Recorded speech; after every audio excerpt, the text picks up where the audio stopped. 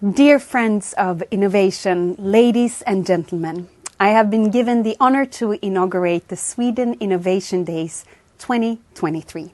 From the AGA cooker to the zigzag rule, from old-time sawmills to modern streaming services. Sweden is a country that breeds and thrives on innovation and entrepreneurship. We are a hard-working people. In the self-image of the Swede, there is an aspiration to always be one step ahead. As the Minister for Energy, Business and Industry and also Deputy Prime Minister, I see tremendous potential in the new era that awaits around the corner. The green transition is a catalyst for new innovations. In this way, we will be able to build resilient societies and create sustainable growth within the planetary boundaries. To solve these complex challenges, we need new types of collaboration across sectors, disciplines and geographical borders. Well, some might call them challenges. I prefer to call them possibilities. Sweden is leading global innovation. If I may brag a little, we rank first in the European Innovation Scoreboard and third place in the Global Innovation Index. We are of course proud of this, but we can't take our position for granted. Much of our competitiveness comes from our ability to be innovative and to stay innovative. We must reinvent ourselves constantly, and we do. Swedish companies create world-class cutting-edge products and services. As an example, Sweden is ranked 8th place globally in the number of patent applications per capita. We also have leading innovation hubs, clusters, science parks and incubators that attract companies, investments and talents from near and far. We invest a lot in research. About 3.4% of our GDP goes into research and development. That is considerably more than the OECD and the EU average. Of these investments, around 70% comes from the business sector. And that means that our companies are very R&D heavy. And they keep investing in research and innovation across the world and on our own turf. Sweden has a small domestic market. Many of our companies need to think globally from day one. And this is true for both large corporations and innovative startup companies. So international collaboration really comes naturally. But we also need innovative government agencies to make the most of new technology and to create an attractive and sustainable society with good public services. Technology is evolving at a rapid pace. This creates enormous opportunities but also challenges. Government agencies and policymakers struggle to keep up. Regulatory sandboxes and innovative public procurements are examples of tools that can help government agencies to support innovation and provide better services. As Minister for Energy, Business and Industry, I want to make it easier for both companies and agencies to be innovative. More agile and pragmatic solutions regarding permits and regulations are needed, and less red tape for innovation. A free market creates freer thoughts that brings out the best ideas, which generates the best innovations. And we need to ensure that private companies, academia and government agencies can innovate together. Health and life science is such a case. We saw how many different stakeholders came together to solve complex problems during the pandemic.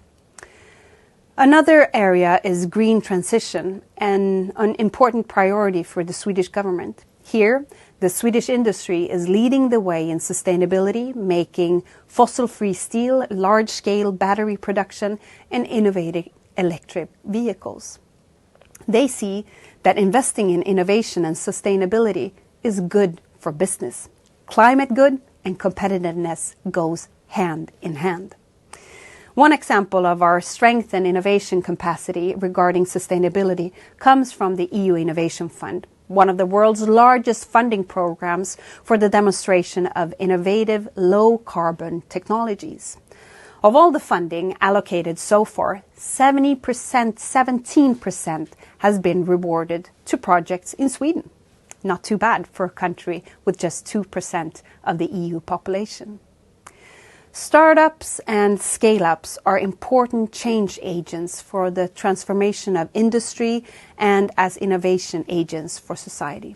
Sweden has a vital startup sector that I believe is one example, explaining factor behind our strong overall performance in index comparisons regarding innovation. Innovation is also about the individuals, talented and ambitious innovators and entrepreneurs that dare to think big. Government agencies and higher education institutions play an important role to welcome talented people to Sweden and to ensure that companies can find the competence they need. Many Swedish research environments and innovative companies use English as business language, making it easier to move to Sweden. Our society is also famous for having a great work-life balance and an informal business culture. We should therefore explore how we can strengthen the human dimension of innovation, not least by encouraging mobility for entrepreneurs, innovators, and researchers. Sweden has a long history of collaboration, cooperation, co-creation, and co-development to develop new solutions and solve challenges. We want to continue creating synergies between different sectors and parts of society, not just within Sweden, but across borders. That is why events like the Sweden Innovation Days are important. When the Swedish innovation system connects with other like-minded stakeholders from other countries, we can create magic, breakthrough solutions that benefit our economies and help us reach the Sustainable Development Goals and the Paris Agreement. So, to kick off the Sweden Innovation Days of 2023, I extend an invitation to all of you to innovate.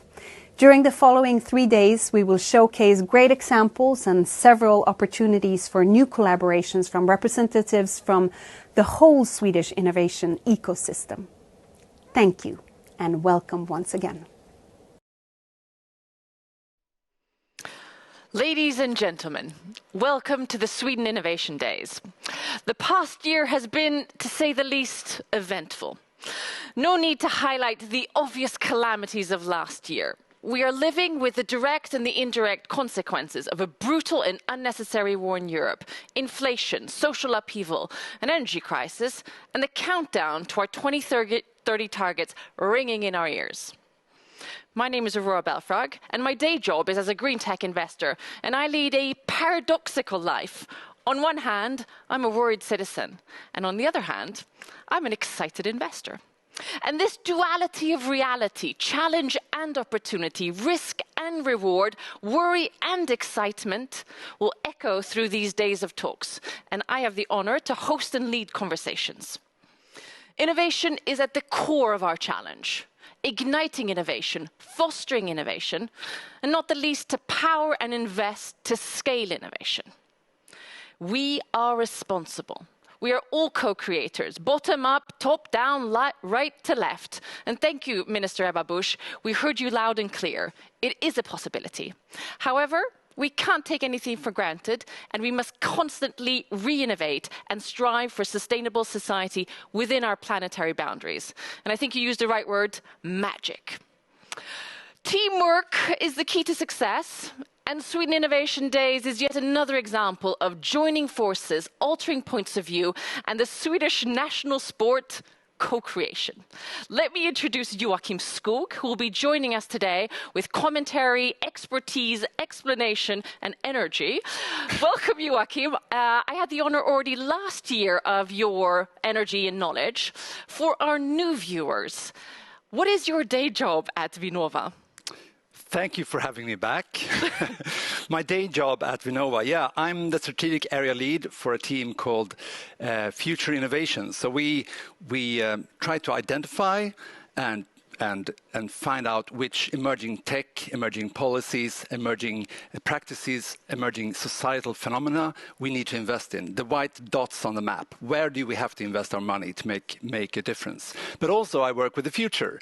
I mean, we talk a lot about leading from the future, and that's another way of saying that we work with foresight, working with scenarios, trying to envision alternative futures in order to make sure that whatever insights we get from exploring these scenarios, we can make a decision here and now today in what direction we should take from where we are at today. So that's my day job.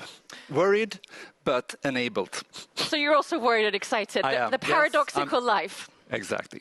And luckily, we have a full session with Joakim every day throughout the conference, so we will hear more about what this means. And today's theme is paving the way. Mm-hmm. What does that mean to you? Being the plow, being the ones that we can show the way forward towards these solutions that, I mean, we have the solutions already. We just have to make them work. So paving the way, showing the way, just putting out the map, and this is the direction we're headed. I think that sounds like an excellent plan. And Ebba called these not challenges, but possibilities. And I think that's a good theme for us today. Because a summit like this doesn't appear out of thin air, because it's the brainchild of ambitious, forward-leaning, thought-provoking people that have dedicated their professional lives to leading Sweden's innovation strategy and our 2030, 2045 and 2050 targets. And here, to represent all these brilliant minds, I'd like to welcome the Director Generals of the Swedish Innovation Agency, Formas and Vinnova, Johan, Darja and Robert. And to give a bit of context, the Swedish Energy Agency, Formas and Vinnova, are launching a new strategic innovation program called Impact Innovation. It is what we call an actor-driven, long-term collection of forces that will contribute to global competitiveness through transformation of sustainable development. Before we dive into your initiative, let us briefly reflect on our ambitions for today. This summit may be the past year in relation to our goals. Ladies first. Darja, what's your take on this summit? Why is it important for you? Hi. Well, right now I'm very excited and grateful to be here, actually. And I think that our Minister, Ebba Busch, put it quite well. And it's quite clear that innovation, both for Sweden as a nation and for the world, is existential at this point. Innovation means bringing out radically improved technology, business models, solutions. And we need them, to make a difference in our societies at an accelerated pace right now, because that's where the opportunities are, but they won't be forever. So obviously I'm very happy about this event. It's Sweden Innovation Days. It's a flagship event for us, and we're very, very happy that so many are joining us from all over the world. Thank you guys for staying awake to accommodate for the differences of time zone. So looking forward very much. Thank you. And Johan, you are what we call the new kid on the block. Yeah. This is the first year for Formas to join this event.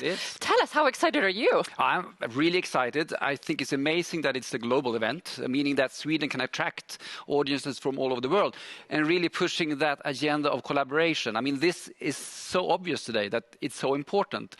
And I mean, one reason I find it extremely important to be here today is that yesterday we were reminded again by the Intergovernmental Panel on Climate Change that came with their final report in the 6th assessment round, really summarizing where we are in status of climate change, but also in the transformation to a low-carbon society.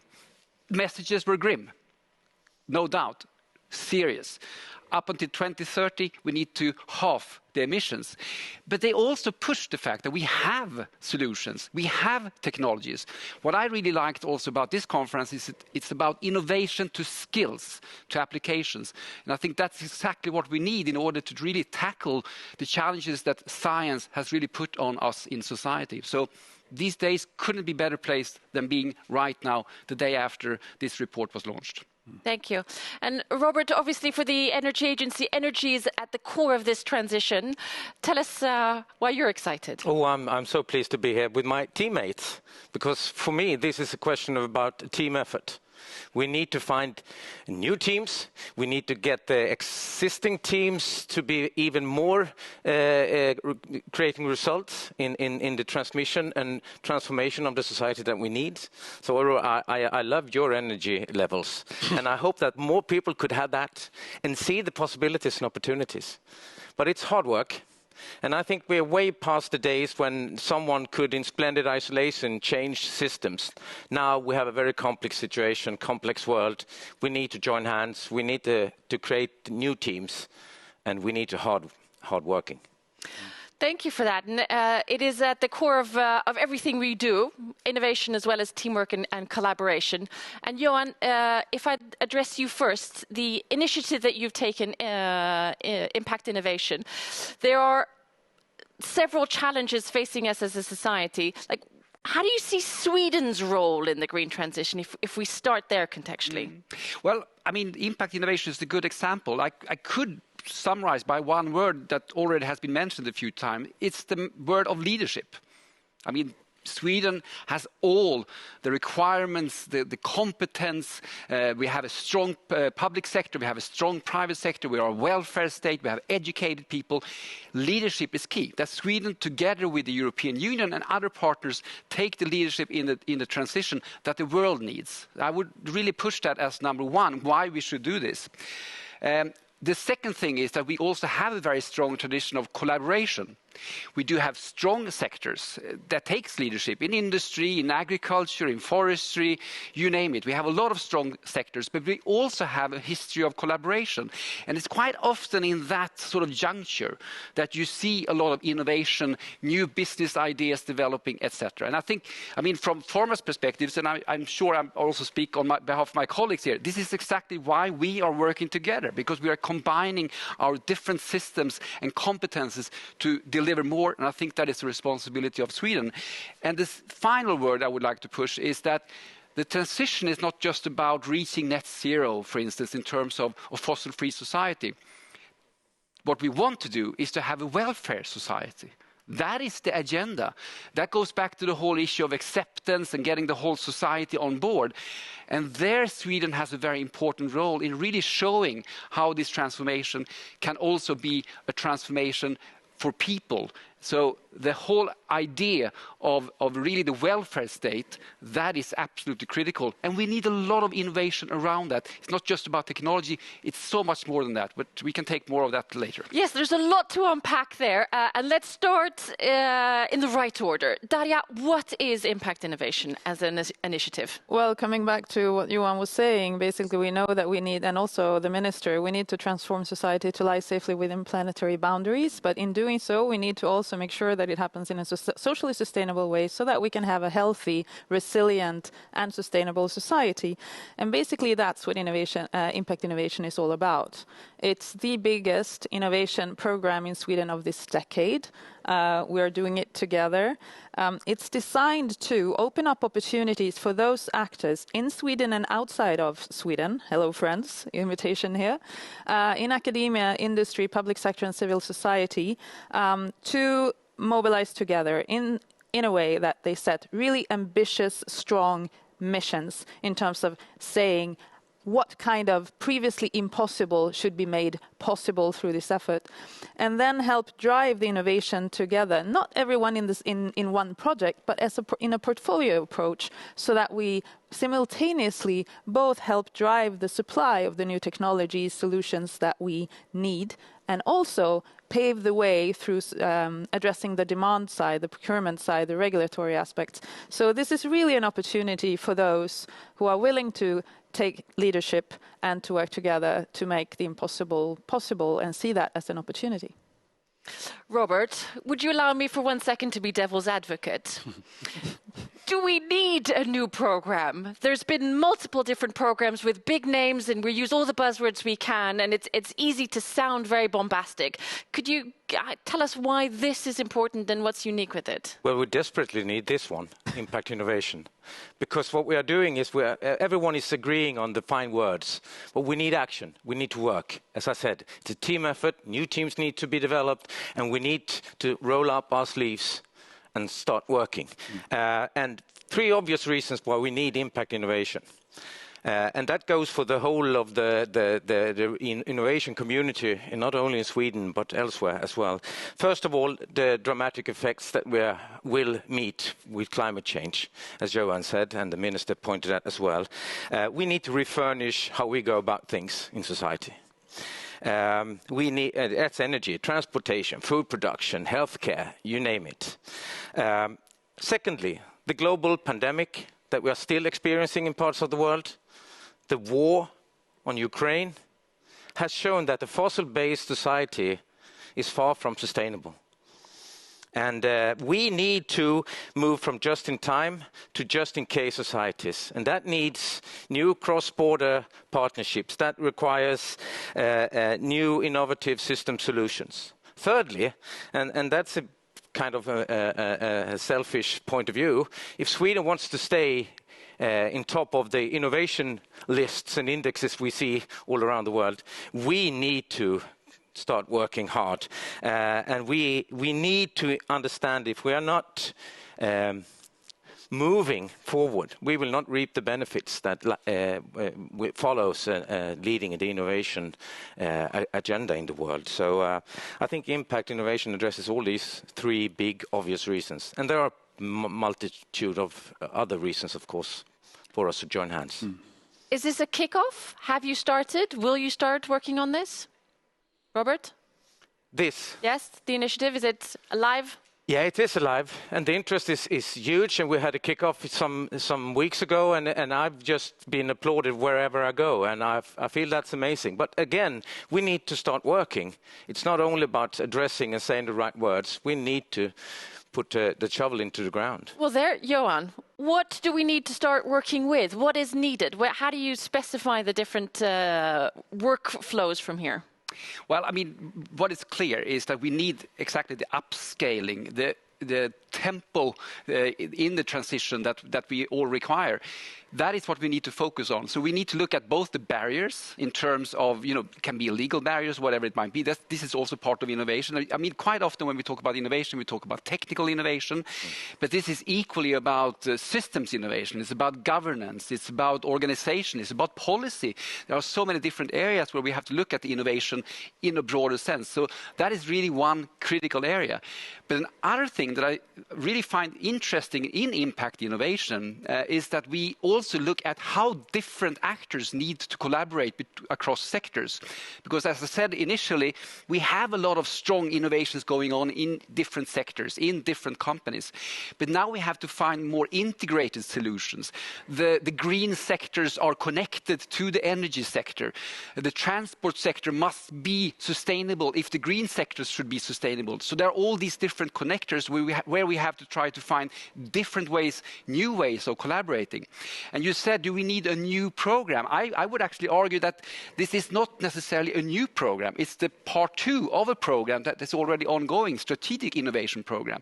And like Robert is saying, the change here is to get that increased transition to actions, to implementation. So it's really learning from the first phase and building the next phase. And that's exactly what a good program should do. It should be learning continuously. So we learn from that, and now we shape the new program, and we foster on innovation and or we look at innovation in terms of collaboration and barriers. And that's really key, I think.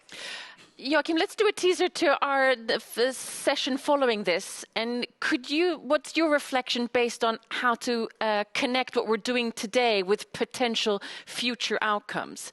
How are you feeding into this? So the challenges of today, they are systemic in their character. So I'm really applauding this program being multidisciplinary. We need civil society, we need corporates, we need the startups, we need academia, etc. What we in Sweden call a smorgasbord. Yes, everybody, all hands on deck. We need to identify the acupuncture points and the obstacles that is in the way of making this transition happen.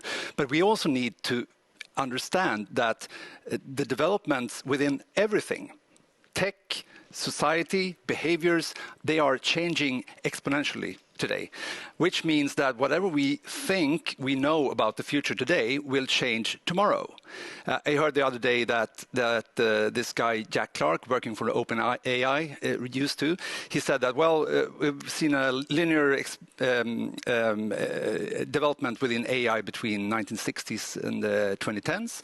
And up till 2020, we had exponential developments. Now we see a convergent exponential development, which means that we don't know tomorrow whatever happens to AI. We already see industries being disrupted every day when these all these AI initiatives. So what I'm talking about is that we need to be able to adjust along the way, using foresight, using scenarios, using those tools available for us to make changes along the way. So these are long programs, but we also need to understand that we don't know what the future challenges, how we are going to address the future's challenges today. And Eisenhower said it well, there's no need for plans, but planning is essential. So I'm assuming this is what we're doing. And Darja, last year we spoke about innovating innovation and the need for rethinking the actual process around it. And it feels like this year that's really what's been going on. But Robert, let me ask you, climate and energy is obviously not the only aspects of this. And even though you are the energy agency representing them, could you give us an overview of the other aspects of sustainability that we also need to address so we don't just fall into the trap of thinking this is just climate? No, I agree completely. I think, although I have to say that energy is at the core of the equation when it comes to sustainable development for so many reasons. But it's also the key to solutions. But I think that what I'd like to stress is the fact that if we cannot persuade and convince people out there, the average man and woman or whatever on the street, that the green transition of our societies is also economically and socially beneficial for them. It will create a better world, a smarter world, a more fair and just world, cleaner air, what have you. If we cannot do that, then we will not be able to accelerate the transformation but that we need to do, in a way. So I think that we have to be better storytellers of why this is so important and the added value to each and every one of us and the whole community. I think that's very important. But then, of course, we have to also be able to prioritize which are the key components that we need to move quicker and what other components will follow. And energy is an essential component. We have seen that during the last 3 years, that energy affects all societies. You cannot have a modern welfare society if you don't have a security of supply when it comes to energy in all its forms. Fossil-free, of course. Robert, in this dance of storytelling, how do you maneuver a stick and carrot, worry, excitement, challenge, possibility, fear and worry? I'm more of a carrot man, really. Because I've always believed, I'm a sportsman, I've always done different sports, and I know that successes and carrots will make you want to achieve more than the sticks. Well, you need sticks, of course. You need legislation that is sharp and focused and actually addresses the key problems that you want to deal with on a collective level. But I think that what is important for us in impact innovation is that we need to be impulse generators. We need to be arena builders. We need to be matchmakers. We need to be risk averter, sharer, together with all the front runners that are out there having innovative solutions that could make it different. That is a game changer. I think that is important in our program because to address cross-border challenges, you need cross-border solutions, and that requires cross-border cooperation.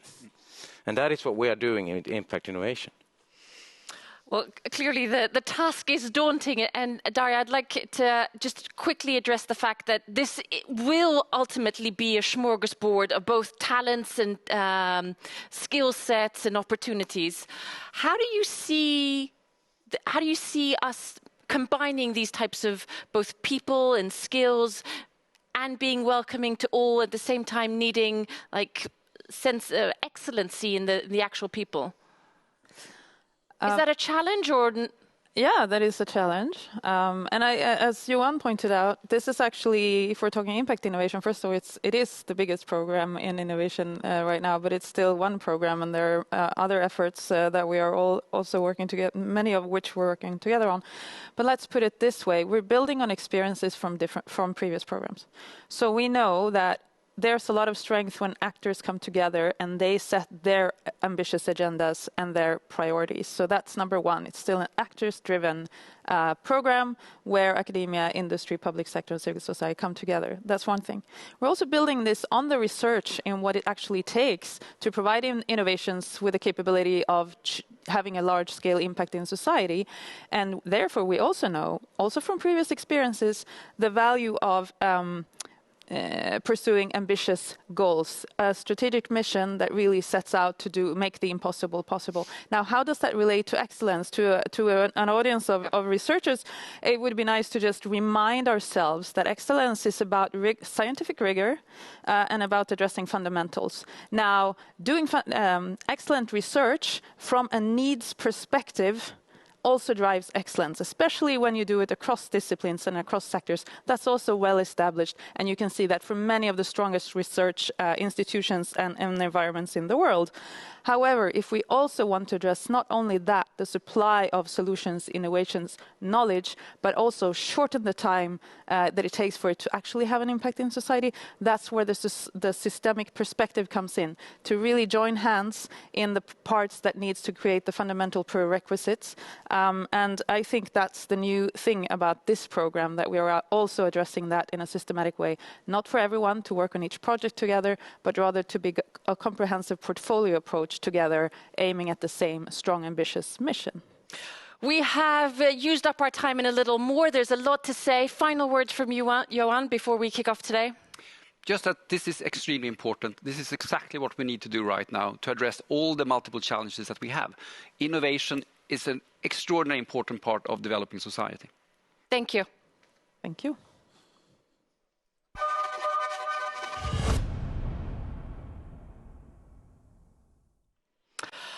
Well, thank you for that.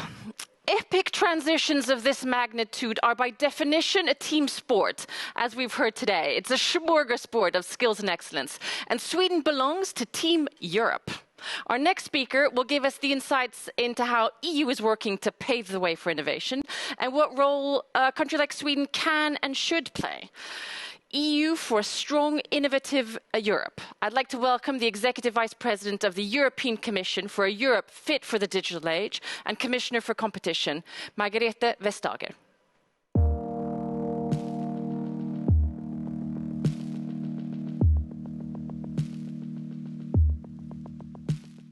Dear friends, I'm delighted to be with you today on this first day of the Swedish Innovation Days, if only from far away. Sweden is an innovation star. It ranks higher than any other country in the 2022 European Innovation Scoreboard, performing at impressive 136% of the EU average. It has the third highest number of unicorns funded in the EU and 26 companies among the 2,500 top R&D investors in the world. One thing is for sure, this is nothing new. 60 years ago, Sweden was home to a major innovation, one that you all know about. Swedish mechanical engineer Nils van Boelien designed the 3-point seating belt for a Swedish car company. While that company held the patent, it left it open, making it available for all car makers to use.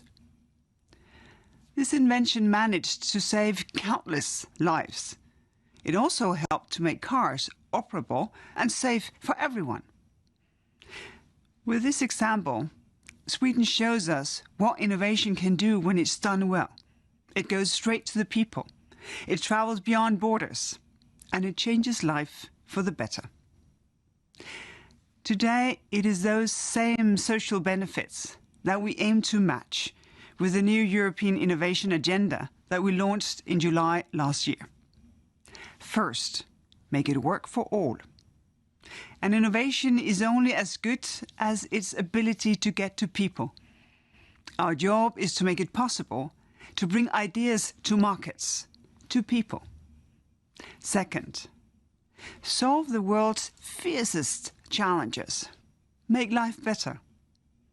In the midst of a climate crisis that is changing everything about the world we know, we need innovation that can use the full power of digital technologies to change how we do things, to shift from fossil fuels to protect our planet's resources. Third, take it beyond borders. Today, no one can afford to be alone. We need ideas to travel and innovation to converge from many different places. These three ambitions set the course for what we wish to achieve. This means positioning Europe at the very forefront of the new wave of deep tech innovation and startups that will help address the most pressing challenges of our time. We want to be a place where the best talent work hand in hand with the best companies. And to bring this to life, we have given ourselves some instruments. Under Horizon, Europe's flagship program on research and innovation, we have created Europe's own venture capital, the European Innovation Council. With its 10 billion euros of budget, it is designed to support startups to scale up. The Innovation Council is rapidly growing and set to become the largest early-stage deep tech investor in Europe, leveraging 30 to 50 billion euros from private investors. I'm encouraging all of you today, looking for scale-up investment, submit your projects. With our innovation hubs, we're putting together universities, big and small businesses, municipalities, research centers to solve defined challenges. Together, they develop solutions which they can rapidly test and then take to market. To give you an example, in the so-called Innovation North Hub, key players in urban mobility from Sweden, Denmark, Finland, Norway and the Baltics are developing solutions to improve the way we travel in our cities. As we speak, they are decarbonizing last-mile deliveries. They're testing their solutions in the streets of Stockholm, Tallinn, Copenhagen and beyond. Last, none of this will ever be possible without a fundamental element, and that is skills. Europe has an urgent skill gap to solve, especially when it comes to digital skills. To bridge this gap, we decided to make 2023 the European Year of Skills. Learning and training can no longer stop at the door of the school or the university. It has to become a mindset, something that we carry along with us at every step of our career, at every stage of our life. Dear friends, in Europe, we have all it takes. We have the best minds. We have the top-class research infrastructure. We have the funding. It's now for all of you, as experts, investors, industry, to tap into this potential. Together, we can make sure that Europe remains what it is today, an innovation powerhouse. And we have nothing to envy from our partners across the ocean. Before you continue with the program of this conference, I'd like to leave you with one simple word: congratulations. Congratulations to all of you that search, that test, that fail, and try again, and that succeed to bring game-changing innovations to the light of the day. Congratulations for making Sweden Europe's #1 innovation leader. Thank you.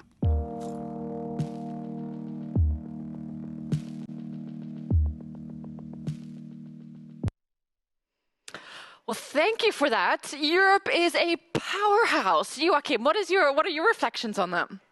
Well, there are many powerhouses around the world, right? So we shouldn't be too much self-congratulatory. But sure, we are a force in the world to be reckoned with, as is Sweden. I mean, the eyes of the world are on Sweden. We rank high in as both the minister and Margareta mentioned here, we rank high in all the indexes. And that's something to value and also take care of, to make use of, but also make sure that we stay in the top.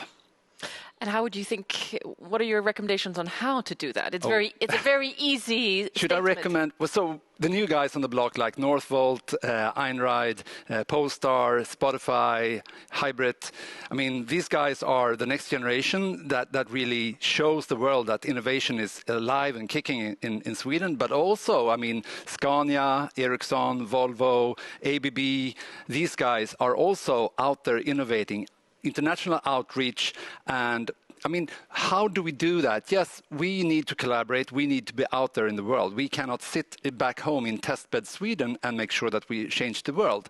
We work in Sweden, we innovate in Sweden, we have our great system that enables innovation, but we need to have these international, this outlook and outreach to make a difference. And one of the aspects that the Commissioner mentioned was lifelong learning, the ability to continue throughout your career and your life, not only in school, to learn skill set, understand the world and hone in, because ultimately the transition is a moving target. It's not a stale process. It's not binary. We're not transitioned and now we are transitioned. What's your take on that element, the lifelong learning? Yeah, so I mean, our kids, they will learn that they will have many careers in their career. We need to identify that as an option for us as well, although being a bit older. But we'll, as you also know, we'll live for longer than we think. So we need to be like mentally prepared to adjust, learn more, learn new skills, and perhaps enter in totally new business in a totally different world compared to what we're seeing today. So we need to think in new ways and accept the fact that the career will introduce new skills in your toolbox needed for the future. And had I been as pertinent as I would like to, I would have asked you how old you are, but we'll save that for later. But I think one of the questions in this The question is, how old do I want to be? How old would you like to be? Well, aiming at 128. My average, my age vision is 132, actually. Good one. We will see you. I will see you there. But I think in this lifelong learning discussion, you could be devil's advocate and say this is for the elite, for the privileged, those who have time to think about what a second career could look like, that have the means to re-educate themselves in phases. How do we make this, as we were talking about, accessible for everyone? Because this is supposed to be a welfare state project. Yeah, so I don't have the solution. We need to identify the fact that diversity is something, we know that diversity is needed for innovation, not only gender diversity, but also from a social perspective, skills, and etc. And we have an increasing divide in society, not only in Sweden, but internationally. I mean, in San Francisco, they have more than 12,000 homeless people in the streets. That's an actual problem. We need these guys along as well. I don't have the answers, but we have a civil society working with that, guys, with those cases, as well as we have government agencies working on that. So we just have to let that. I mean, we need to work on that as well. I don't. And the numbers aren't going in the right direction. They're not. And the same as the IPCC report also indicates a strong sense of urgency. The little window that we had is. Yeah, exactly. What's it like? We have 7 years left to make a real impact. That's soon. That's now. There's no time to rehearse. By 2040, we have to be totally fossil-free, and by 2050, we're going to be net zero. And 2045 in the Swedish case. Yeah. So. Well, hopefully it's clear that these 3 days and these talks will dance between the opportunities, what we're doing, highlight, and the Swedish case that we want to export, but also nuanced with a sense of urgency, not shying away from what's difficult, what's hard to do, maybe even, and that's something that we're going to discuss in a second, start with the hardest aspect of the transition and soberly analyze the challenges, even though we want to call them possibilities. We have a chat functionality, ladies and gentlemen, that we would welcome you to use. please try it out, make sure that it works. And my recommendation would be start by saying where you're from. Where are you right now looking at this? And if you would like to comment on any of the talks that have been so far, please do. If you have any questions, please ask them, and hopefully they will filter through up to Joakim and myself. Any expectations you have are also welcome. And now we have a session called What If? And this will be, as I mentioned before, a reoccurring discussion all 3 days, led by you, Joakim. Mm-hmm. And I'd like to tell the audience what one of your mottos is, which you will be repeating throughout these days, so I might as well take it before you do. The future is not something that just happens to us, but in fact is what we make it into. So without further ado, Joakim, stage is yours to the session that we call What If? Yes, another saying of mine and fellow futurists is that the future cannot be predicted. We need to prepare for the future, and we do that by immersing ourselves in stories about the future, alternative futures in plural. We base these stories on facts and evidence about the future that's present in the present, and then we add some creativity and some fiction, and then we create these stories about the future.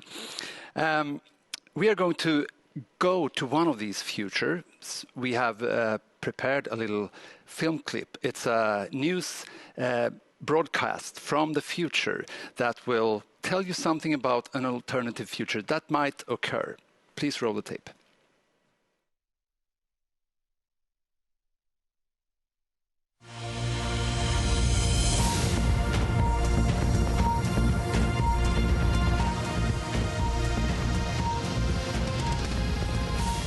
Good morning.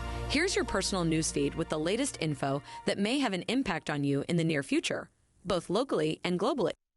We start in the North Sea, where the artificial island, the Carbon Lagoon, was inaugurated today by Queen Victoria.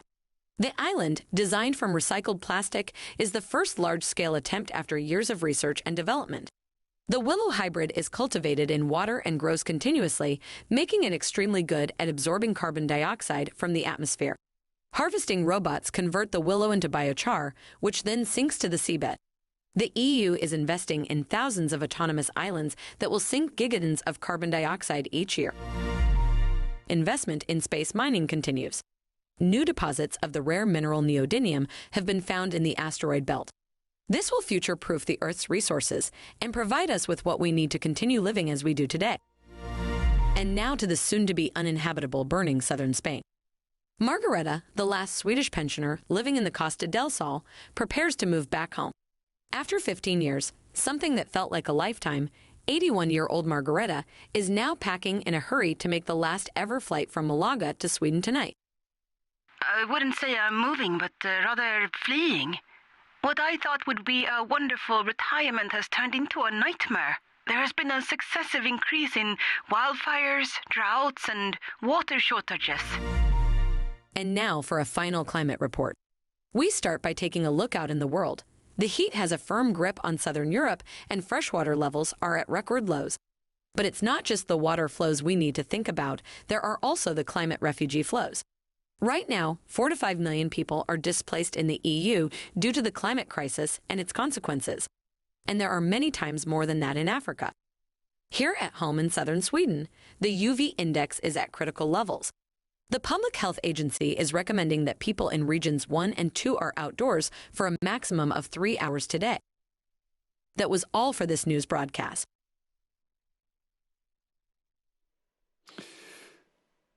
So that's a possible future. What do you think? How does that feel? What does it tell you about the future? Is that a future you would like to contribute to? Is that a future you would like to live in? Or is it something that you would like to help out avoiding?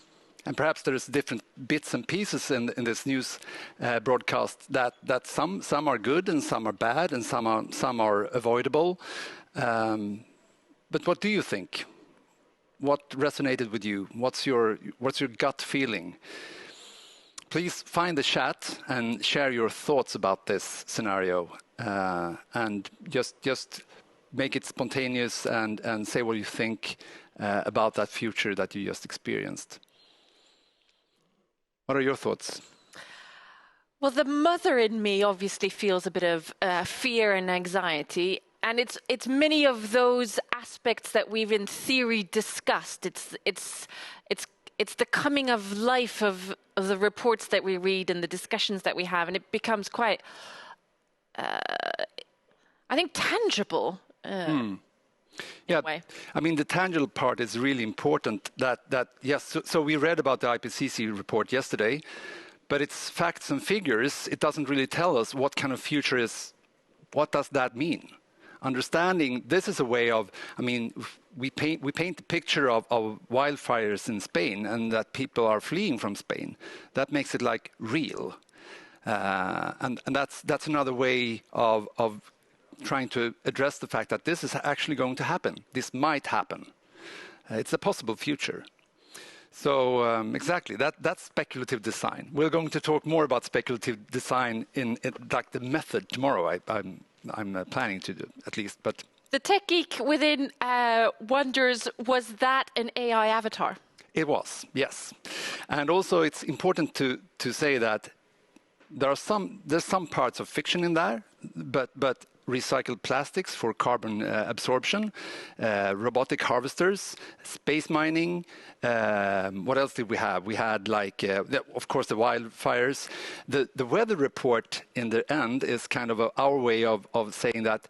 So local weather, yes, that could be interesting from an extreme weather point of view, but also like the average climate report from a world view is also important because the climate has such dramatic effects on all over the globe. So that's our take on that. We need to broaden our minds and look at the world as one.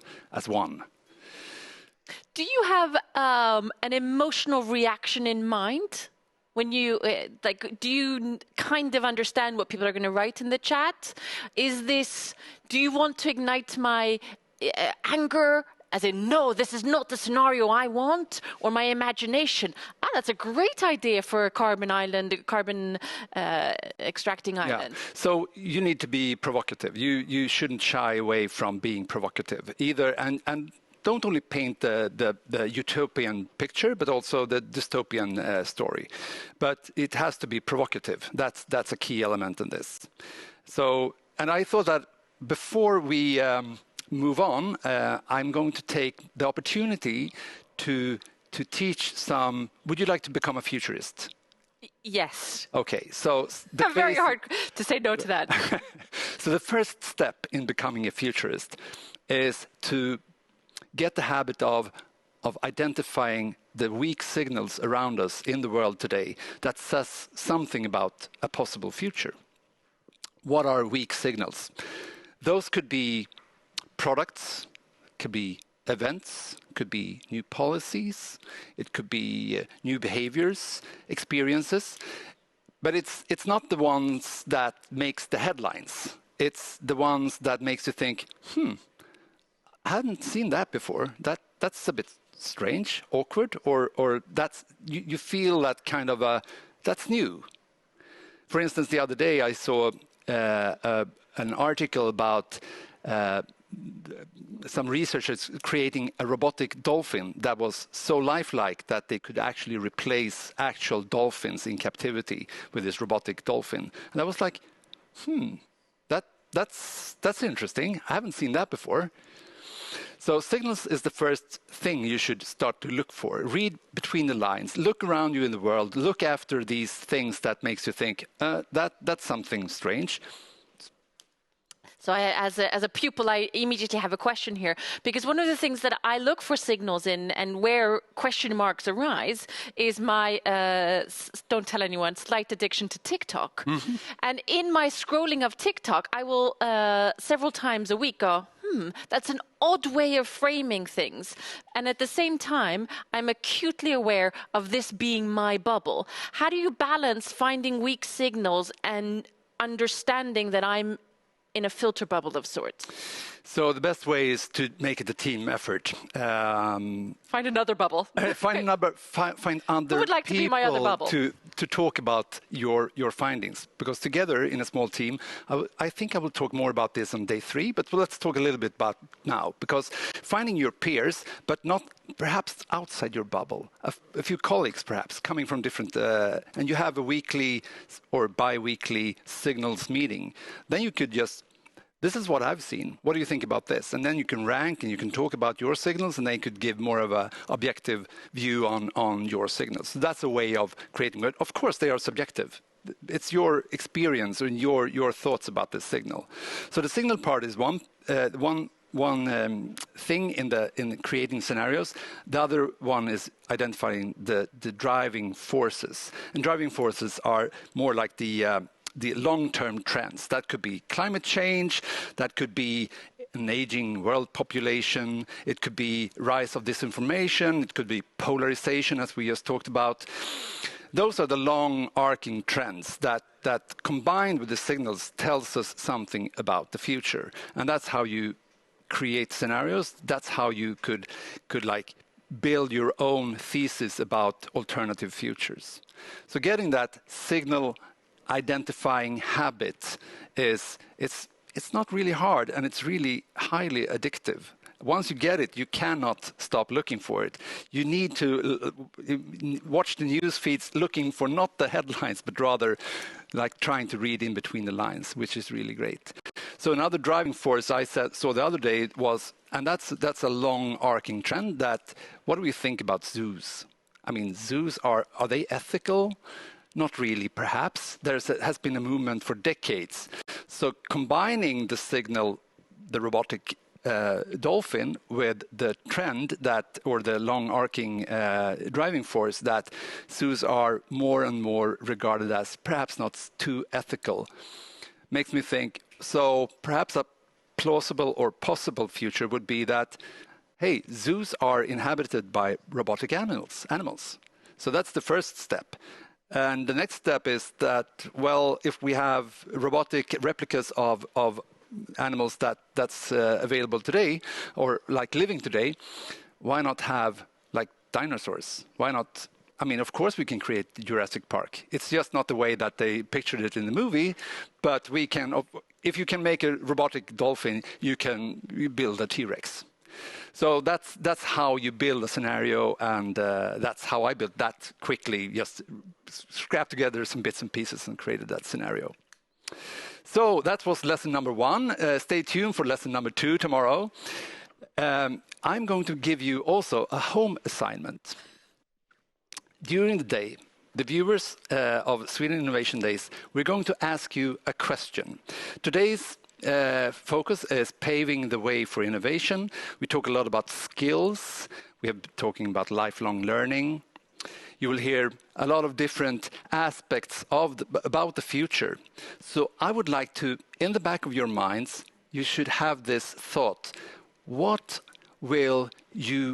kind of skills do you need in 2035? It's not that far away. It's like 12 years away. But still, given I've already spoken about exponential developments, you will need probably new skills. But what kind of skills do you think that you will have in 2035 that you don't have today? That's our question for a mentee. So if we get the mentee up on the screen, please answer this mentee about what kind of skills you would like or you think you would have to need in 2035. And we'll circle back to that at the conclusion of the day at around, 5, right? Yes. So that's everything from the What If University. No, it's not. No, I was wondering, what skills do you think that you need? Okay, so I think maybe I think it will get worse before it gets better. Until I reach that 128 mark. I think in 12 years, perhaps I will need to get better at cultivating food. I mean, growing food in some way, perhaps taking care of a farm or something like that. That could happen. So getting better at that. I like to put seeds in the ground, but that's not really enough to feed our family. So might be... If you spent as much time as I did on TikTok, you would see that not as a weak signal, but as quite a strong signal. There's preppers? The preppers in a new version, which is how do I become self-sufficient? And so it's not only in the case of a scenario, I would like to build a life either really off the grid or some sort of semi off the grid.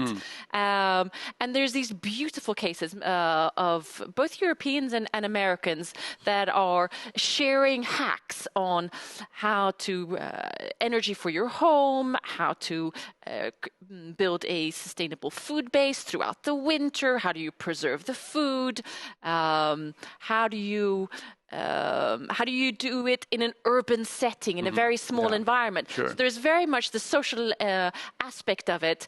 You don't need to be wealthy in order to do it. But what about your thoughts, about your skills? I completely agree with you. I would love to be self-sufficient, both in terms of farming, hunting, breathing, the mental state of like being outside of the grid.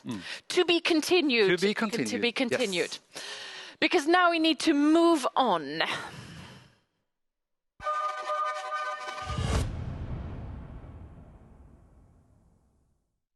Yes, moving on to welcome breakthrough energy from Brussels, nudging towards a more sustainable investment, the Nordics leading the way.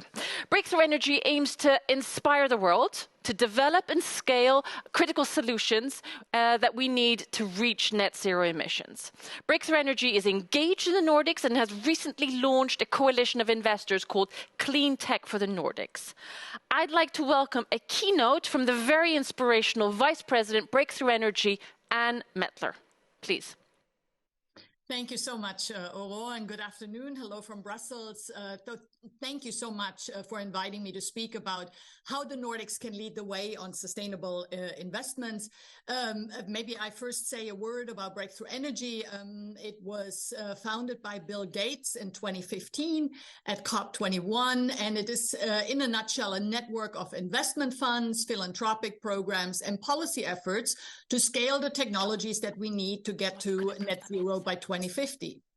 Now, our theory of change very much focuses on two overriding deliverables: scaling up emerging clean tech much faster than would otherwise be the case. Wind and solar took more than 40 years, so we know we don't have that much time. Secondly, by scaling, we hope to reduce what Bill Gates calls the green premium. So that's the price difference between a low carbon technology and the high carbon alternative. Now, why is this important, you may ask? Because today, many of the green technologies that we need and that we already have, like green hydrogen, green steel, sustainable aviation fuels, they come with a very, very high green premium. So we need to pay much more for them. And they are maybe today where solar was 20 years ago. So we really need to make sure that those prices come down quickly. And that's why today's topic is really so important and so timely. Sweden and its Nordic neighbors are already global leaders when it comes to climate innovation. And let me also say that you have been leaders in this area for a long time and long before it became fashionable. And what this means is really that the region has an incredible and valuable head start. So please use this head start.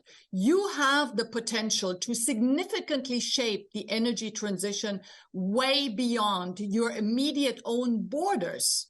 And especially here in Brussels, where progressive and innovation-friendly voices in clean tech continue to be in dire need, if I can say so.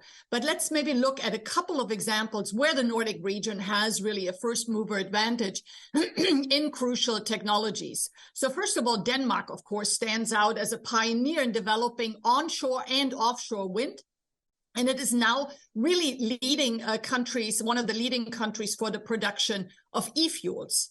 Norway is undisputed leader in EV deployment. Almost 9 out of 10 cars sold in Norway last year were electric. I mean, that's just extraordinary.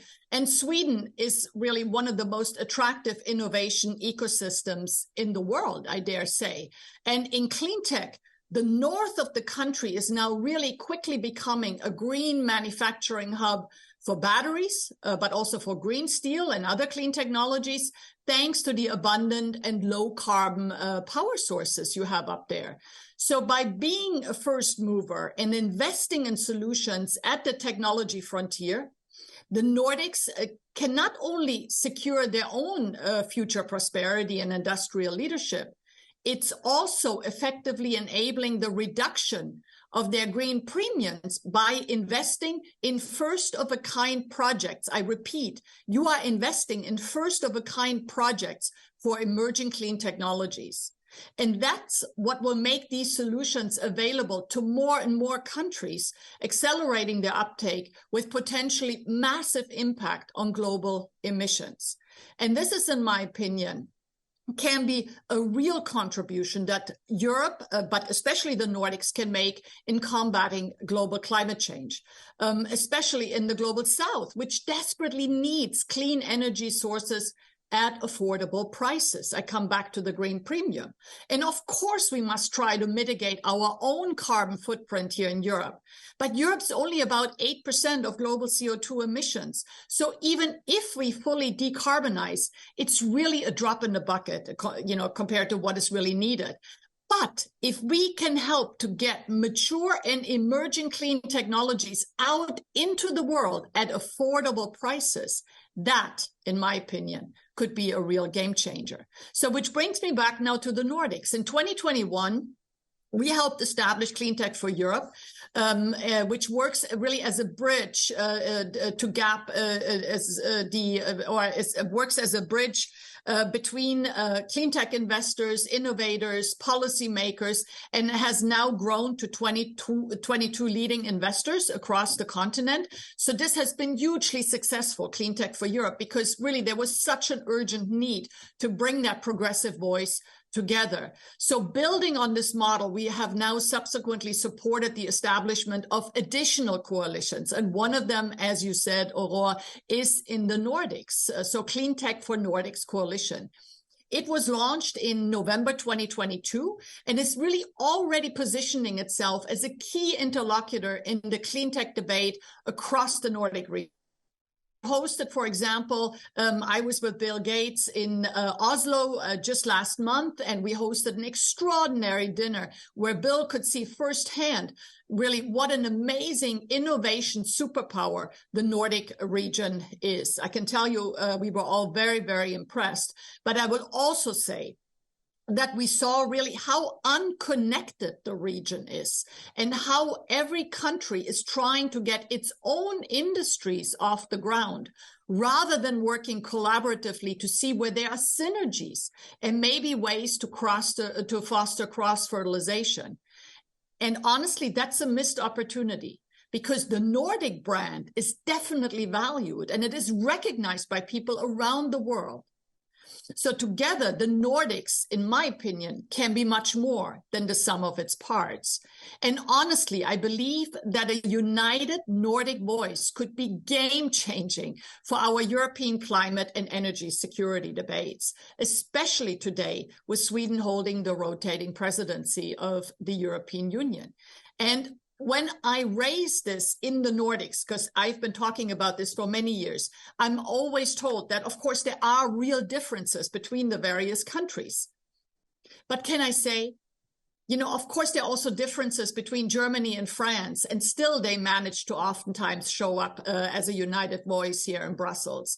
And the same would be true for the southern countries or the Visegrad countries. So it must be possible to organize a more united and a more coherent Nordic voice at the European level. And let me say, being half Swedish, I just want to say it has been one of my top priorities. It will continue to be one of my top priorities. So in this spirit, tack så mycket, and thank you for your attention. Anne, for sharing that. And Joakim, we'll take it upon ourselves for the next 3 days to echo that the Nordic aspect is important. We don't have that much time, but since you have a unique opportunity to look at this transition from a global view, could you just give us briefly your take on Europe versus the US and how Europe should compete actually with President Biden's IRA? Yes, so it's a good question that I'm asked all the time. The first thing to understand is that, as I said in the beginning, Europe has been in the climate tech space for a long time. The Americans are really just sort of getting started. So that's number one. Secondly, I don't think that this is necessarily should be a competition between Europe and the United States, because at the end of the day, there is much that unites us, right? And if I can say, if you look globally, there's, of course, not just the United States, but also China. And if you look at many of the technologies, clean technologies, China is the leader, not the United States. So what I would advocate at this time, we have the IRA. The EU launched last week the Net Zero Industry Act. I think we should be looking at how can we create maybe a transatlantic market space for clean technologies, because it would enlarge the overall market. It would give additional opportunities, and there wouldn't be this zero-sum game between the two sides, which I think is a mistake, because there's much that unites us. Also, take into account the geopolitical backdrop. We're at time of war. These are very, very serious times, and I think it is really incumbent on us to stand with the country that is really providing security in Europe, and that is just getting started on clean technologies. So lots of opportunity here, in my opinion, and we shouldn't see this as a competition or a zero-sum game. Thank you, Anne. It's a team sport, Team Nordics, Team Europe, and Team Transatlantic. Thank you for sharing your views on this. Thank you so much. I appreciate it. Which bridges greatly to our next topic, which is creating a culture of collaboration, which is the buzzword du jour.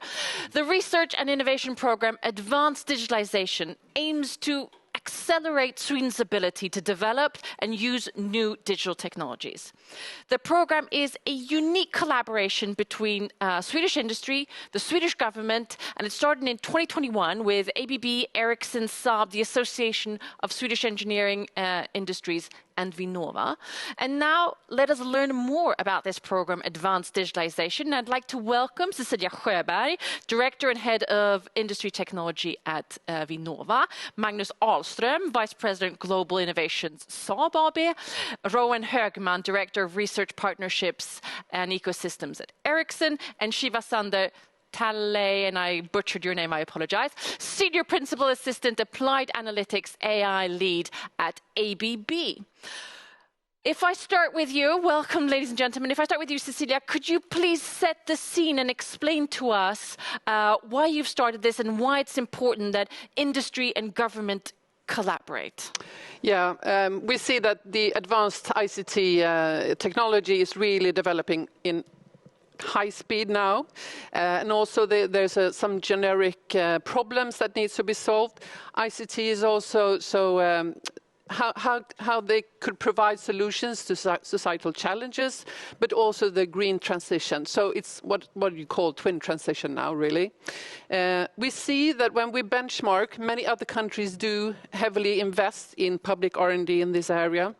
And Sweden needs really to mobilize and in order to maintain our innovative capacity, but also our competitiveness. So from my point of view, I think this program is really important to bridge the gap between basic research in many areas to applied research in, like, for instance, 5G or cybersecurity, but also to provide test and demonstration facilities, education or lifelong learning.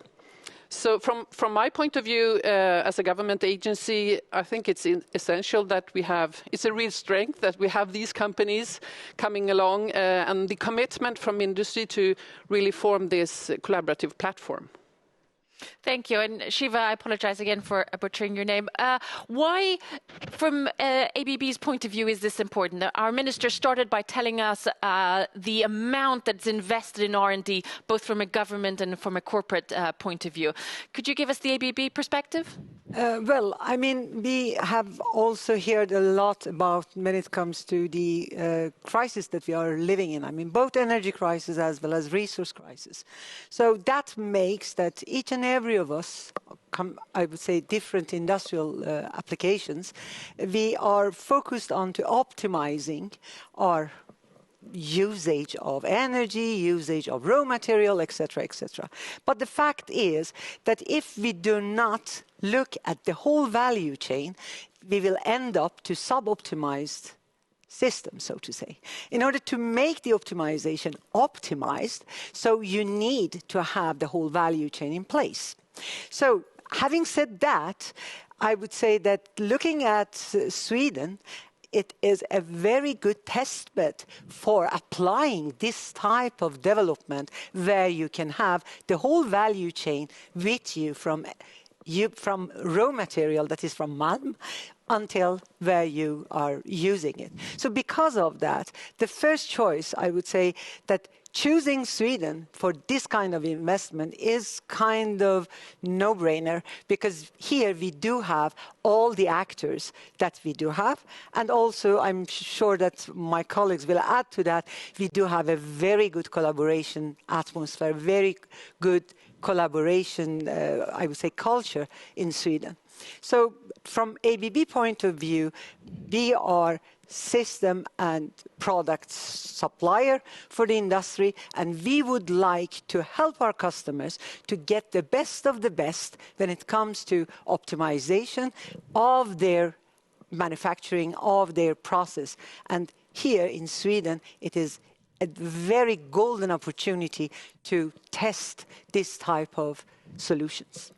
Ron, you're nodding. So I am, and I can just agree to what both Cecilia and Shiva are bringing up. And to add a perspective to it, I mean, the World Economic Forum has estimated that 70% of the value over the next decade will come from digitally enabled platform business models. And so it's so important that Swedish companies and even European companies really drive the transition, the digital transformation within their sectors to really be first and to capture that value. And Ericsson, with our global footprint, we can see that so many countries around the world are investing heavily in digitalization and in research and innovation.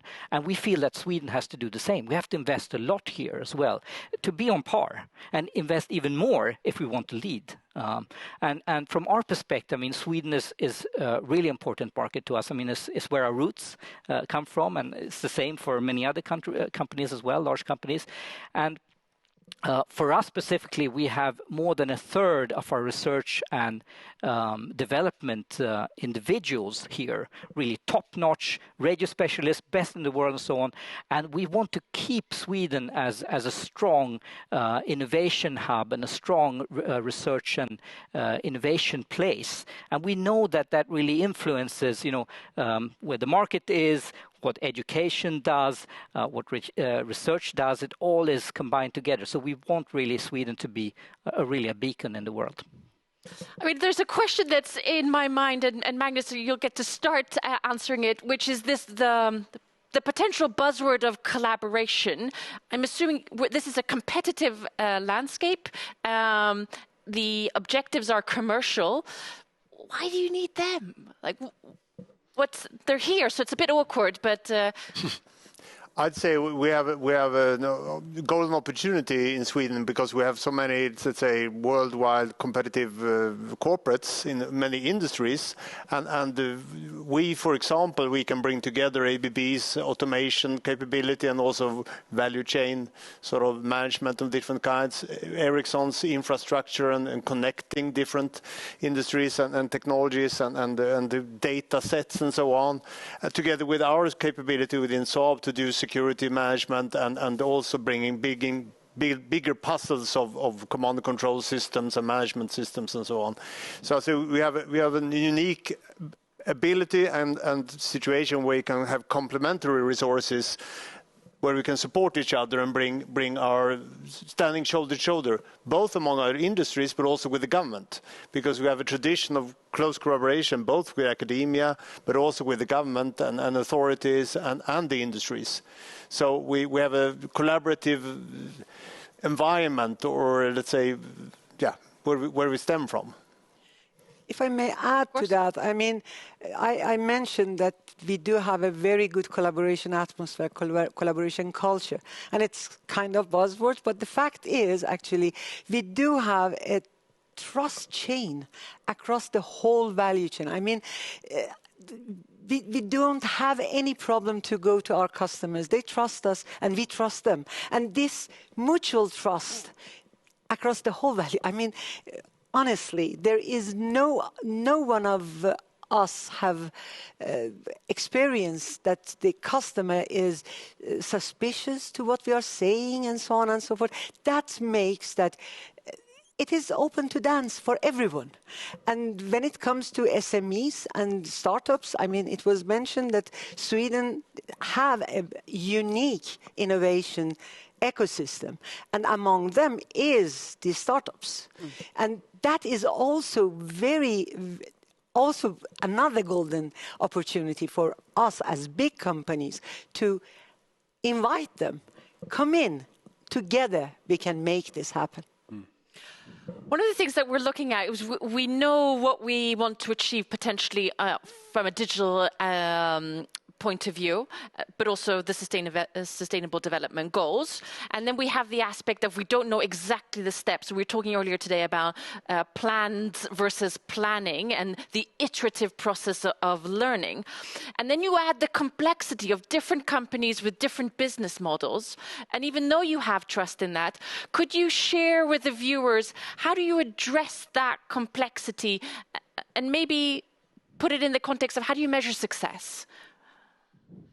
I'd say the success of this program will be very much rely on our capability to actually integrate in the program both, let's say, the development of technology, the application areas, the test beds, demonstrators, but also the learning and undertaking of actually distributing the new knowledge among ourselves and towards other fellow companies and universities and so on. So that integration of different pillars in the program is one of the key things.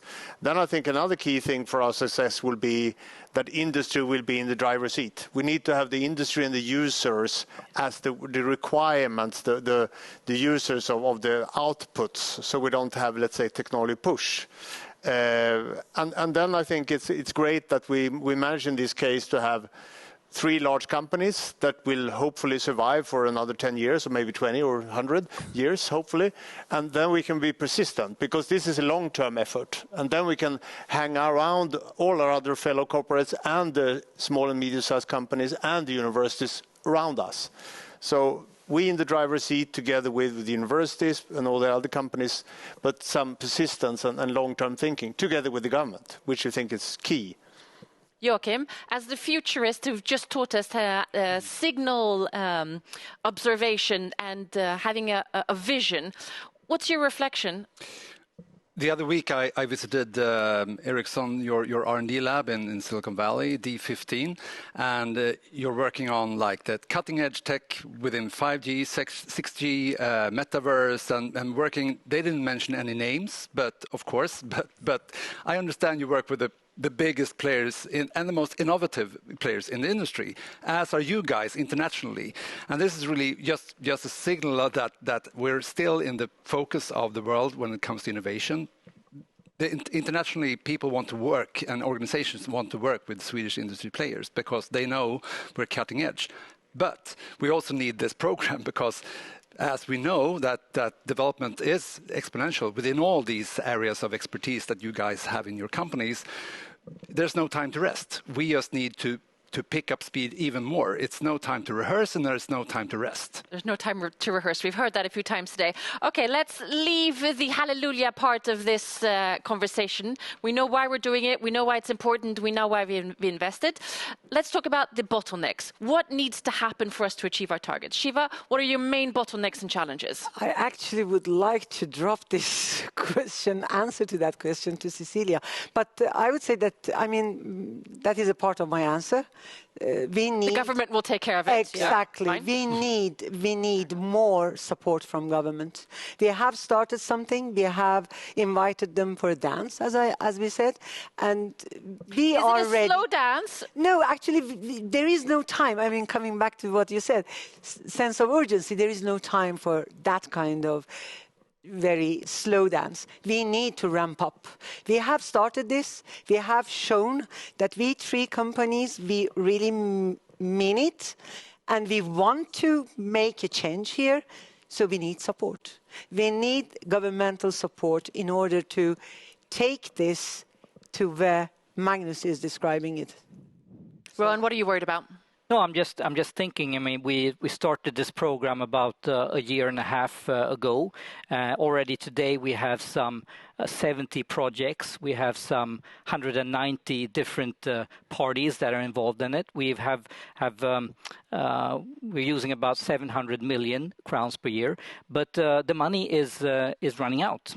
And the industry, we 3 companies have gone in the forefront for this, but this is the whole Swedish industry standing behind this. And we are getting so many requests from other companies to be a part of this and to be a part of this program. But we really need the government to fund the other $1 billion that the industry now has gone in with. I love it. Cecilia, you've been hijacked with an audience. And before you answer, Magnus, would you like to add to that? Or do you see other types of challenges and bottlenecks on top of it?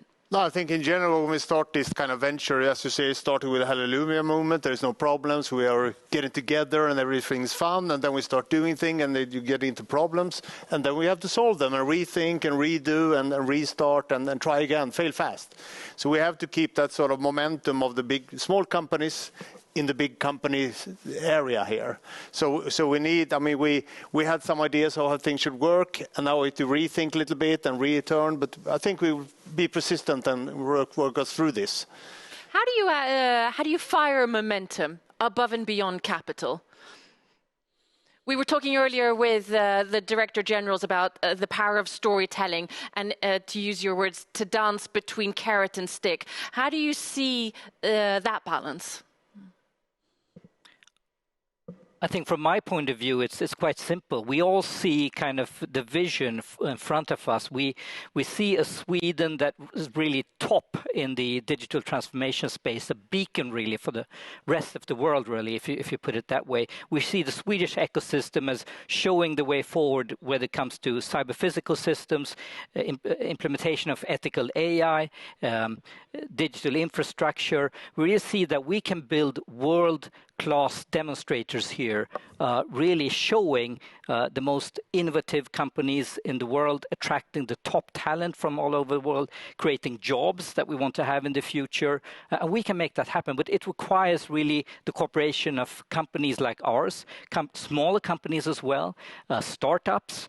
It requires cooperation between buyers and sellers. It requires cooperation between academia, the state, and the private sector. But I think we see this goal in front of us, and that drives us forward. Cecilia? Yeah, Vinnova is the innovation agency, and we have put quite a lot of money in this program already. But as you know, we had this assignment that we really showed what was really needed, and I hope that will be heard. And the companies have said that they will put the money on the table if the government do so. So We're doing what we can. No, but I think let's borrow from the discussion we just had with Ann Mettler with her perspective from Brussels. Maybe the Sweden aspect is a beacon, we are a powerhouse, etc., and all of those hallelujah buzzwords. But maybe it is the Nordics, maybe it is a European or a transatlantic, and maybe that allows for a pooling of capital that allows you to move forward quicker in momentum. How do you collaborate across borders? Yeah, we do have some Nordic collaborations, of course, but Horizon, the EU Horizon program is so important for us and for the actors really to get the money. Now we have the CHIPS Act, for instance, where the EU wants to put a lot of money, and I think that corresponds as well with this program. So how could we develop chips in Sweden or in the Nordics or in Europe? So there are some other programs out there that we could connect to, I think, also. Final word from you, Shiva? I would say that, we want to do this in Sweden doesn't mean that we are not continuing being global. We are global companies, all of us, and we are going to have that arena as a big, but this is the best demonstrator. This is the place that we can demonstrate what we can achieve. Thank you. I think that sums it up. Government together with corporate, this is the place to do it, the beacon of, and government is a key aspect of this. I would now like to hand over to Anna-Karin from Vinnova, who will discuss developing future skills.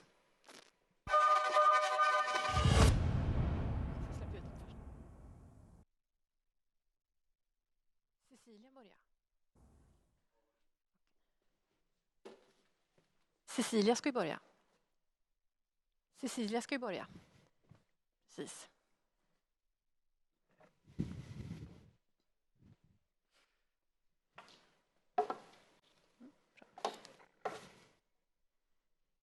Du börjar. Nu.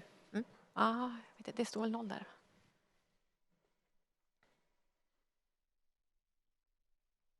Säg till, jag ska börja.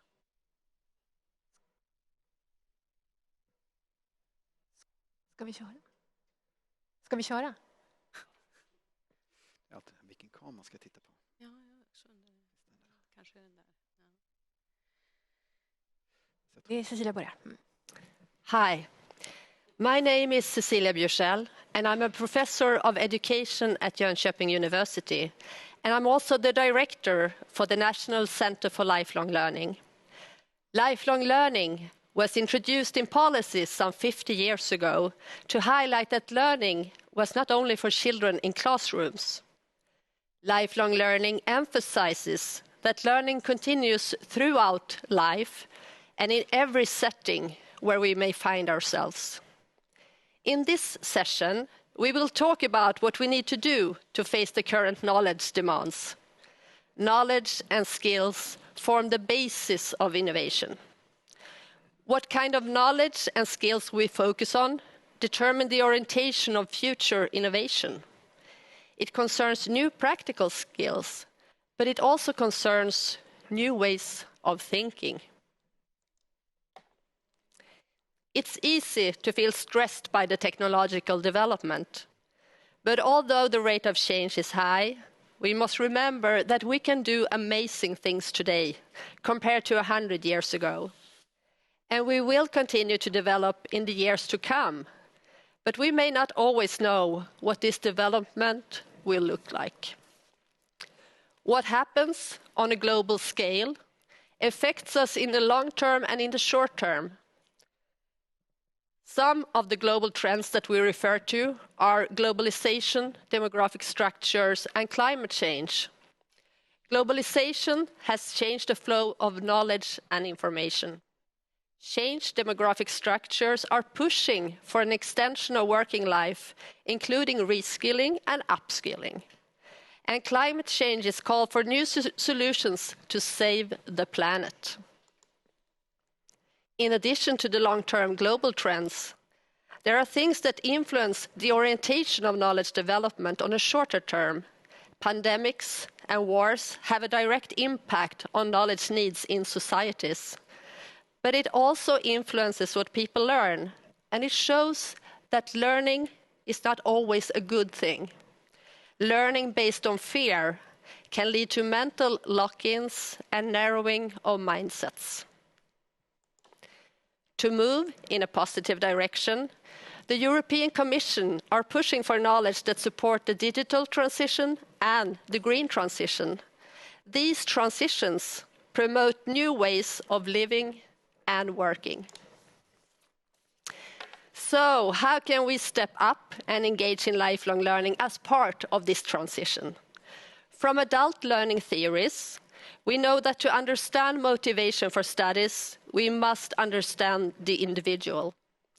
But we also need to understand the context surrounding the individual. The education system is not the only arena for knowledge and learning.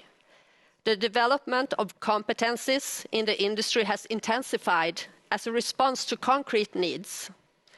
We also know that support for research and innovation results in learning for the actors involved. So the education system, competence development in working life, and support for research and innovation are three arenas where learning is going on. The growing needs for new knowledge and new skills cannot be the responsibility of one part in the system only. We need to collaborate to achieve the things we cannot do on our own, but we also need to know the unique contribution of each institution. Development takes place one step at a time, but together, the individual steps forms a path that takes us in a certain direction. So where do we want to go from here? Thank you, Cecilia, and welcome to this panel discussion. I want to introduce the panelist, Eva Hansson, Director of Learning and Development at Ericsson, and Fredrik Heinz, Professor at Linköping University. And my name is Anna-Karin Ramsten, and I work as a Senior Expert at Vinnova. Eva and Fredrik, you represent different parts of the innovation systems. What are your thoughts after this introduction by Cecilia? Yeah, first of all, thank you so much, Cecilia. Great insights. And I must say that what strikes me is really that we have never been in such a competitive environment as we are now for talent and skills. I mean, we have already heard that we are top ranked when it comes to innovation. But in order to stay there and in order to be, especially for our technology areas at the forefront, we need to make sure that we attract, retain, and also up and reskill our talents. So especially on the internationalized market, I think that's super, super important. Yes, and of course, from the university perspective, I think what is kind of changing is that it used to be that you go to university and then you start working and then you be done with education. But what we see today is, of course, that learning and does not stop after you've finished your education, but rather that's more the starting point. So in some sense, you need to learn much more after you finish your formal training and at work and so on than you do during your education. So I think that's a very interesting transition. Yeah, I think also what we have heard here today, is that we are, the industries are also in a different phase. We are in a reinvention phase, and here also upskilling and reskilling can really unlock reinvention. We are more looking at the ecosystem. We are thinking of merging businesses, a totally new business model that also requires a different way of reskill and upskill. And if we look at our people today, they are also eager to learn. They're eager to find growth opportunities and career achievements. So I think that is also a push for this to happen. At Ericsson, we talk about, crafting, job crafting, but also skills crafting and relationships crafting even, that we learn from each other and that we also need to share skills and teach others. Yes. Cecilia, when you hear Fredrik and Eva talking about this? Well, I completely agree, both that we have to continue learning throughout life and my special area is older adults learning, also to look at how we act in education and learning on different phases and how we use the expertise of people that we have. but also to look at it from an employee perspective, which connected the theories about putting the individual in the center. Yeah. And understanding the needs of the individual and connecting them to the business objectives and the strategic vision for the company. So I completely agree. Yeah. And we also see that the kind of time from when the knowledge is created, of course, research is one of the main things we do at the universities, but the time from the research to the actual application and use of it in products and services is getting shorter and shorter, which means that we need to have more closer collaboration between academia and industry. Yeah, and I think we heard about advanced digitalization, you know, that program, and I see that as a vehicle for making this really happen. It is crucial that we from the industries come together, put the right demands on our suppliers and other partners, of course, but also have this exchange of information and collaboration and co-creation between industries and academia. I think that will make this, you know, both scale and with the right speed that we need. I was thinking, are there other, you know, so you see that collaboration and innovation, that's the way forward, or what do you think? Yeah, I would say so, because I mean, upskilling and reskilling also, as I said, unlocks also the reinvention, and it is a base for this to happen and to stay ahead of the curve, so to say, in these areas. We need to make sure that we also invest both time and also money, of course, in this. But I think we also see, I mean, that the technological change that we see today with AI and other technology is really changing the way that traditional work is being done, which means, I mean, sometimes we said is 50% of all the jobs would disappear. I sometimes say, like, unfortunately, we're not that lucky. It would have been much easier. What's actually happening is that 100% or close to all the jobs will need to be changed, which means that it doesn't really matter what you work with. What you're working with will change, and so that we can take advantage of this new technology that's being developed. Yeah, and as we heard about the advanced digitalization, I want to come back to that as well, because what we have been working with now for 1.5 years is more the model. Now we are talking about putting together the innovation, so to say, lab of how to experiment with new ways of learning. And I think that's will really make a difference for us. Yeah, and I think you have mentioned this, but in other ways. But I also would emphasize that learning is not one thing. We need education, we need learning, and you asked about collaboration, and university-industry collaboration have been around for a while now, and we know that has brought with it innovation, but also learning for the people involved. But I think that we're in a shift now from just collaborating on a certain project on the side or creating a traditional education to moving towards work integrated learning to achieve the speed that you're talking about, Fredrik, that we really integrate in a new way connected to the new business models and so on. And it needs to be, intended in everything we do at work. That's why we talk about experiential learning. We talk about, as you say, project-based learning, things that we do and can demonstrate. So I think that in combination with how we also can learn from each other and how we can teach, that is also a very good way of thinking about learning in the future. And I would say also from the university perspective, that's one of the things we find very exciting about this learning lab is that we want to find new ways of doing education and learning and teaching and so on. How do we do this in new ways so that we can actually facilitate this transformation? Exactly. Yeah. So the unique thing is this, that you do this together actually in really new ways. Yeah. Trying out. Yeah. Trying this part. Yes. I have a question. Yes.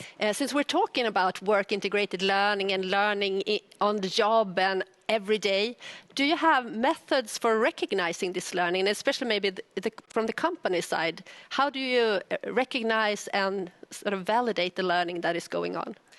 Yeah, we have different way of validating skills, and both that we have a more systematic approach at Ericsson for how we are dealing with this, how we identify our critical skills, but also how we put badges as recognition for when you have done, when you have applied, because that's also, back to experiential learning, that you have applied, that you have showed that you know the skills. And I think that's, but also for the ones who actually teach others, that we recognize them. That is also equally important. And I think also VR and AR is coming more into the learning arena as well, especially when we talk about the global companies, how to minimize the geographical gaps and make sure that we also put not so big footprint on the environmental. So I think that is also part of the new learning. At Linköping University, we're working with this concept of micro-credentials, so finding more fine granular ways of recognizing what you have done. So I think there are a number of interesting, badges is another one, to find new ways of recognizing achievements when it comes to learning. Yeah, interesting, thank you. Yeah. Well, I think, thank you, and to sum up, I could say it's an exciting time we live in. Innovation, creativity, new arenas will be needed to develop future skills to manage the green and digital transition. Thank you, everyone, for this panel discussion. Thank you. Thank you so much. Thank you. Thank you. Tack.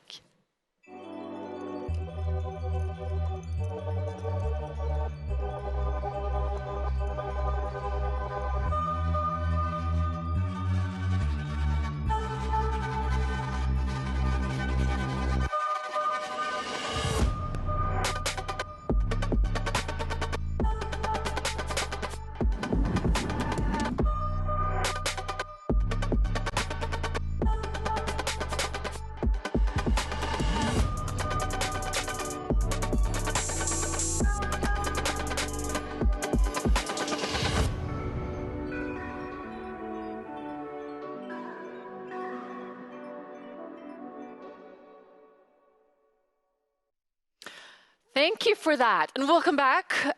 We are now going to talk about agencies in cooperation. As you've seen, cooperation, collaboration, co-creation is the theme of the day. And we're going to talk about Sweden in a European partnership program. Let's welcome a panel discussion about the benefits of collaboration across the agencies in the European partnership program Driving European Transitions, DUT. And we'll start with a mini keynote from Margit Noll, who's the CEO of Driving Urban Transitions. Welcome. Thank you. Thank you. Happy to be here. Let me get started, and I may need some help with the slides here. Yeah, thank you. All right. So I would like to give a bit of an introduction to the European level transnational research program of driving urban transitions. And I just need help with the slides here because I don't think I'm going to get this going. All right, that's one. Very sorry for the hiccup here. So the partnership is a public-public partnership of ministries and agencies of 28 European countries, and with the ambition to drive urban change, urban transition, with a clear view on going beyond state of the art, on driving a transformative research innovation program that delivers change and creates new actions.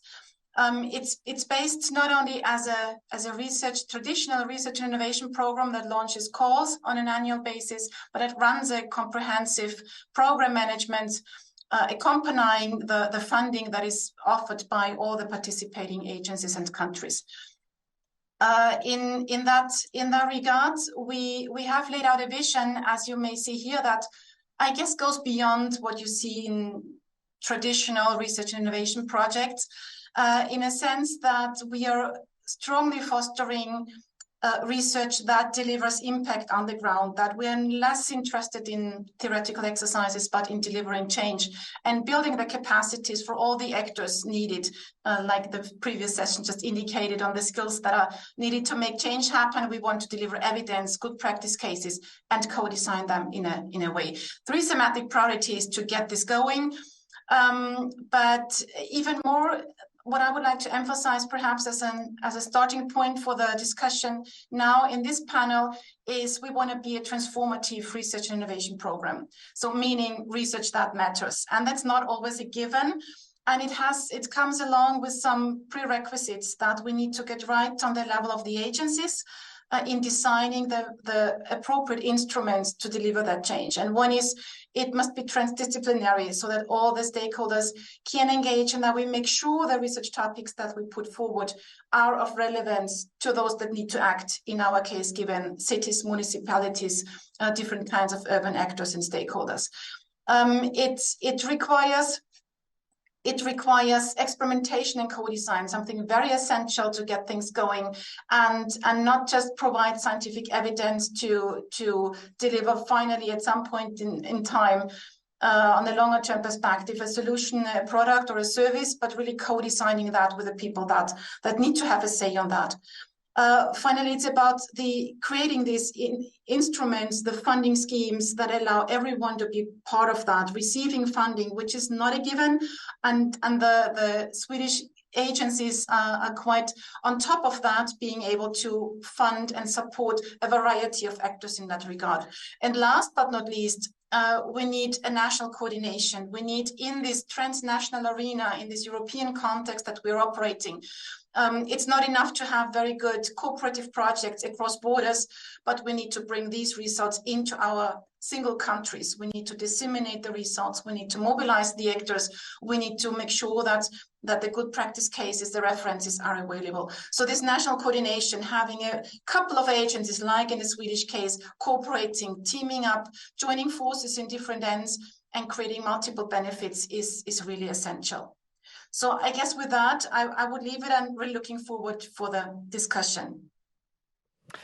Thank you for sharing that and setting context. And I think you're also echoing many of the talks earlier today, both in terms of collaboration, the smorgasbord of skills that are needed, but also highlighting the fact that this is a team sport and Team Sweden sits in Team Nordics, sits in Team Europe, sits in some sort of transatlantic. And ultimately, it's the planetary boundaries that are setting the name of the game.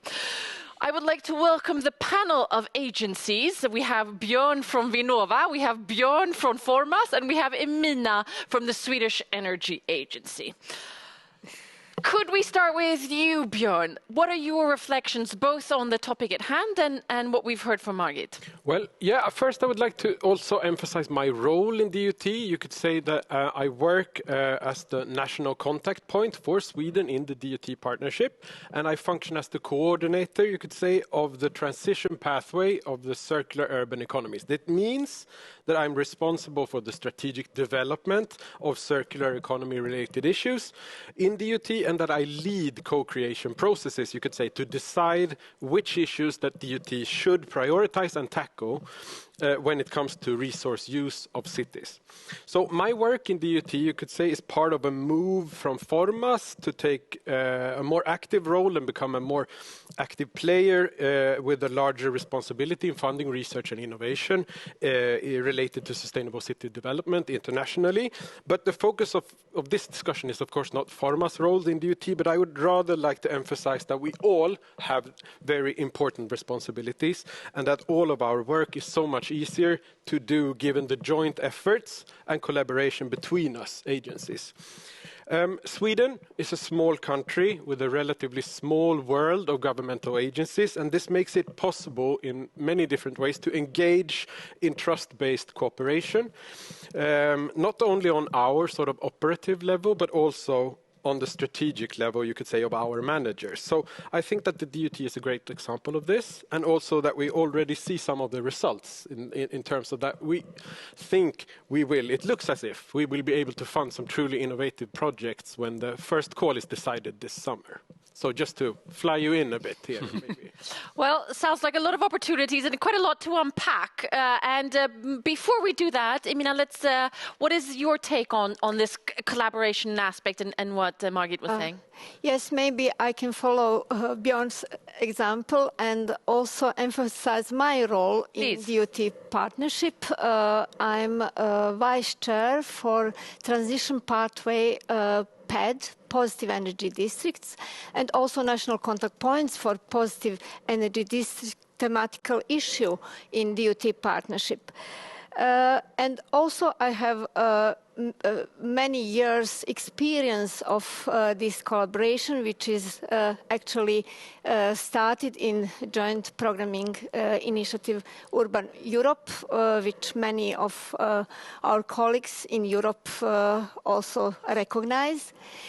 And yes, what is important for us and from Swedish Energy Agency actually to find this joint efficient way to collaborate at national level and to offer even our Swedish actors possibility to participate in our calls and of course in all these three transition pathways.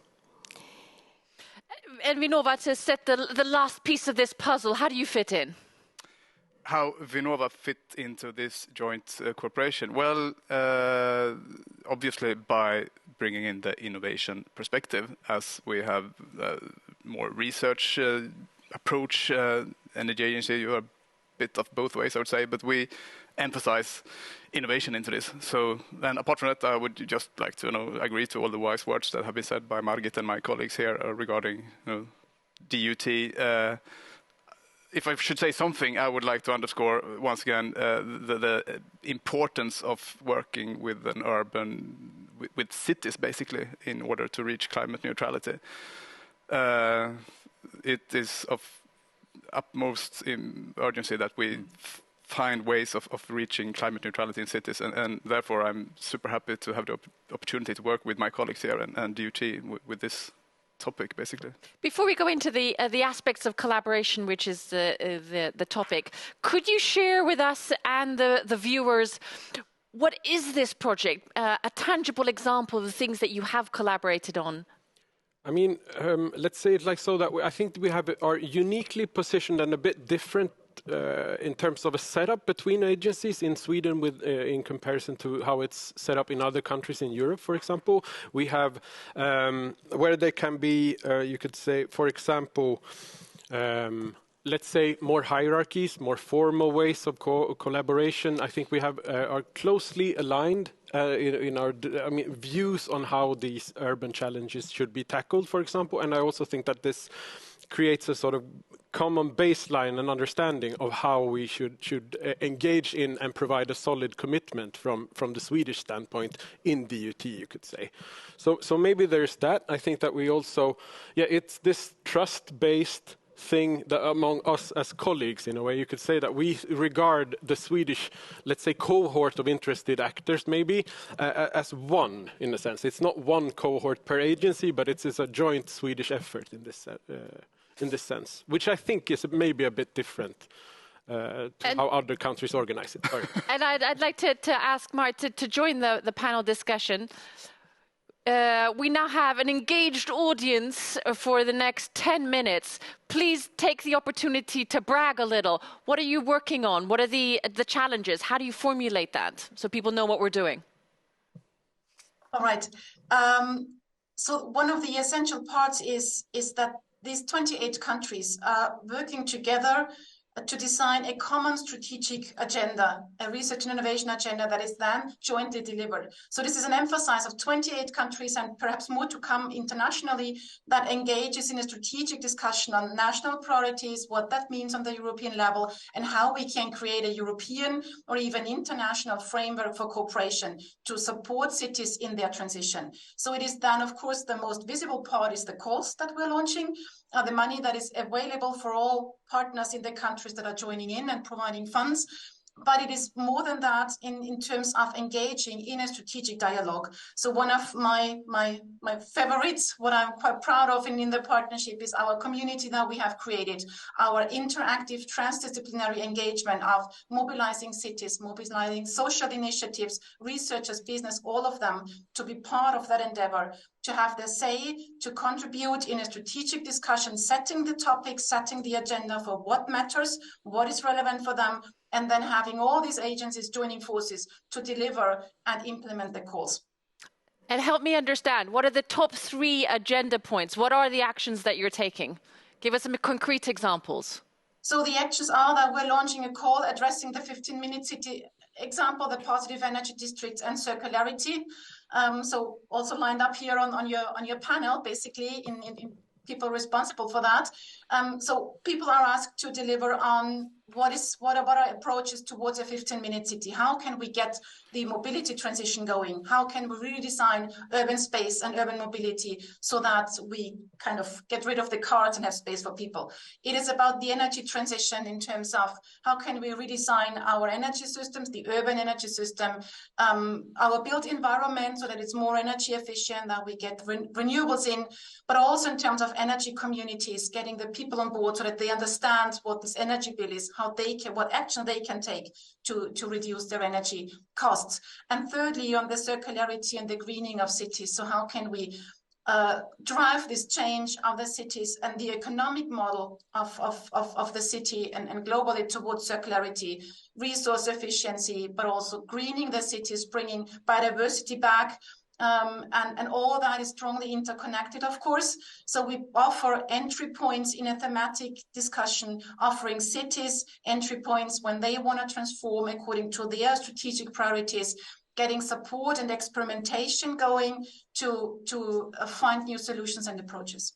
Joakim, if I bring in the future scenarios that we have at our disposal today, what's your take on collaboration, 28 cities, calls for funding, all these different priorities that Margit has just told us about? Yeah, so, I mean, cities are specifically, I try not to mention IPCC report more than once or perhaps twice today. It's important enough but so they you can. specifically point out cities as one of the largest carbon polluters. So this is so important that the works that you're doing in driving the urban transition is done. Also, I heard the other day from a startup, and I had to look this up because it sounded crazy. Real estate takes up like 40% of energy, total energy that we consume in the world, and a third of the carbon emissions. That sounds crazy, but that's actually, I checked the source and it was UN. So I believe in that. So yes, collaboration and futurism. It's the city is quite a great example of it's possible, it's quite possible for everyone to envision another city, how it could actually be made for humans with green areas and working for humans and not for other purposes. So it's a great way of, which we have been exploring at Vinnova as well, future of cities and future of mobility and like street, I can't remember the name of but we did system demonstrators in the streets just to envision another kind of city, which is really interesting. So I would say that the way this project is set up with the collaboration and also having this international leverage, it's really going to be interesting to see where this takes us. But yeah. I'd like to address the elephant in the room, which is we have a panel, multiple panels discussing collaboration. And it's not because it's just fun, it's because it's actually difficult to do. If you could highlight what are the main bottlenecks and what are the challenges in this type of collaboration that you need to address so we can move forward. Björn, could you start?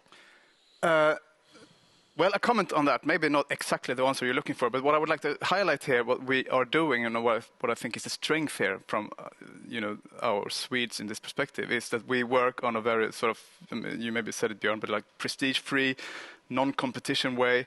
It's pretty basic, actually. It's no rocket science, but still it's quite hard, actually, for many actors to cooperate in that way. And what I hope for is that we, by maybe being an example, actually, in this perspective, in DUT, can work as an inspiration for other countries, actually. I hope so.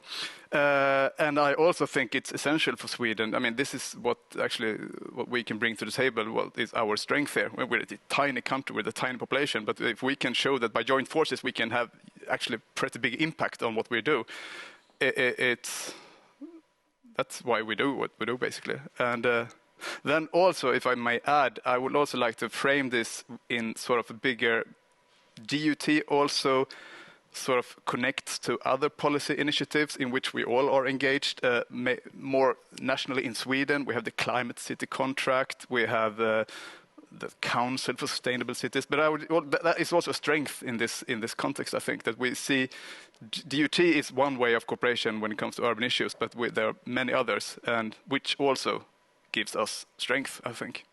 I mean, I'd love to hear your thoughts on this. Why is it hard to collaborate? Why are we discussing it? Why are we highlighting this as a unique selling point of some sort of the Swedish or Nordic model? What comes to mind is the concept of not invented here. There's an ego aspect sometimes around ideas and collaboration. What's your take? Yes, I think this is like a general issue for all public funding agencies and ministries in Europe, and yes, that's right, it's difficult, and with our example we really showing the case that is possible to collaborate and to find a joint way for this collaboration. And when we actually started with to think how to create this model, we start with this, how to create the great opportunities and benefits for Swedish actors. Actually, when I said Swedish actors, it's like cities, academy, companies, different associations, whole the society. And on that way, with this starting point, we try to really design this collaboration and design this model, as Björn said, prestige-free, with really personal resource efficiency, and also try to build the opportunity for participants to really be able to participate. It's like an easy way to open the program, create program, open the call, but it's difficult to create the project idea and project applications and participate. Thank you so much for sharing. Thank you for doing an important work, and thank you for allowing us to look in and what happens between, underneath, and that the soft aspect of collaboration, because it's key. And just as you said, cities are a way to unlock our green transition. Thank you. Thank you. Thank you. And now it's time for a handover. We're going to a different studio, to a different part of Sweden, to Lund, because this year's Sweden Innovation Days coincides with another leading innovation event, Sveriges Innovationsriksdag. This annual meeting arena connects Sweden's innovation ecosystem and is organized by Swedish Incubators, the Science Parks, together with Ideon Science Park. So Sveriges Innovationsriksdag will help us strengthen, deepen and provide regional and national context to the main themes of these Sweden Innovation Days. And we will, during these days, have the opportunity to dive into the arena, listen into their sessions. And now, for the first time today, we say, welcome Lund. The world faces a number of societal challenges that we need to solve quickly in order to have a sustainable future. Innovations building on disruptive and novel technologies is key in order to get to that point. Well, it's not enough with the innovation as such. There has to be means to package and deliver that innovation in the form of, for instance, a venture, in order to make sure that we create societal value and can generate that effect. Because what we do, we're a unique hybrid between venture creation or incubation and investments. So we can support early stage innovations, innovators, entrepreneurs, and give them the tools and the means that they need in order to transfer that innovation from often the lab bench into the marketplace. Mimble was born at Chalmers Ventures Incubator program. We started out there with basically an idea of being able to reuse water in the setting of washing machines. And Chalmers Ventures helped us to create a company around that idea, and we also got our first initial funding through them. We had the pleasure of working from the start with Mimble and to support them and coach them in that process, but also invest in them at that earliest stage, where most private investors deem it too early and too risky to enter. And that sort of infuses that first spark and support for that company to take those first critical steps on their journey towards creating a product and launching that. So we got support in business development, company and market verification, things regarding IP strategy, financing strategies, internationalization, team development. What paths are the smartest to go, basically, in our field? And that's where an actor like Chalmers Ventures is really important. And after some time, we reached a level of where we have a proof of concept, and we got connected to Ignite Sweden, which connected us to Core, which is one of the leading facility management companies in the Nordics. We're an innovative company, and we're continually developing new ways to improve. A critical moment for Mimbly was when they matched up with Ignite Sweden. Because what Ignite Sweden does is that they do matchmaking between startups and larger actors, and they do the matchmaking between the needs of the potential customers and the potential of the innovation that the startup holds. And that's how Mimbly got their first customer. That happens to be a very large actor named Core. There's a saying, it really takes a village to raise a child, but it takes a whole innovation ecosystem to support and raise a startup to create commercial success. Like in my wildest dream, we would be where we are today. I jumped on this with just having the idea. Like just kind of like Mimbly was started. There was an idea and we didn't really know what it was going to become. So Mimbly has grown, and we working at Mimbly have grown a lot with it. And now we can actually see what we've accomplished.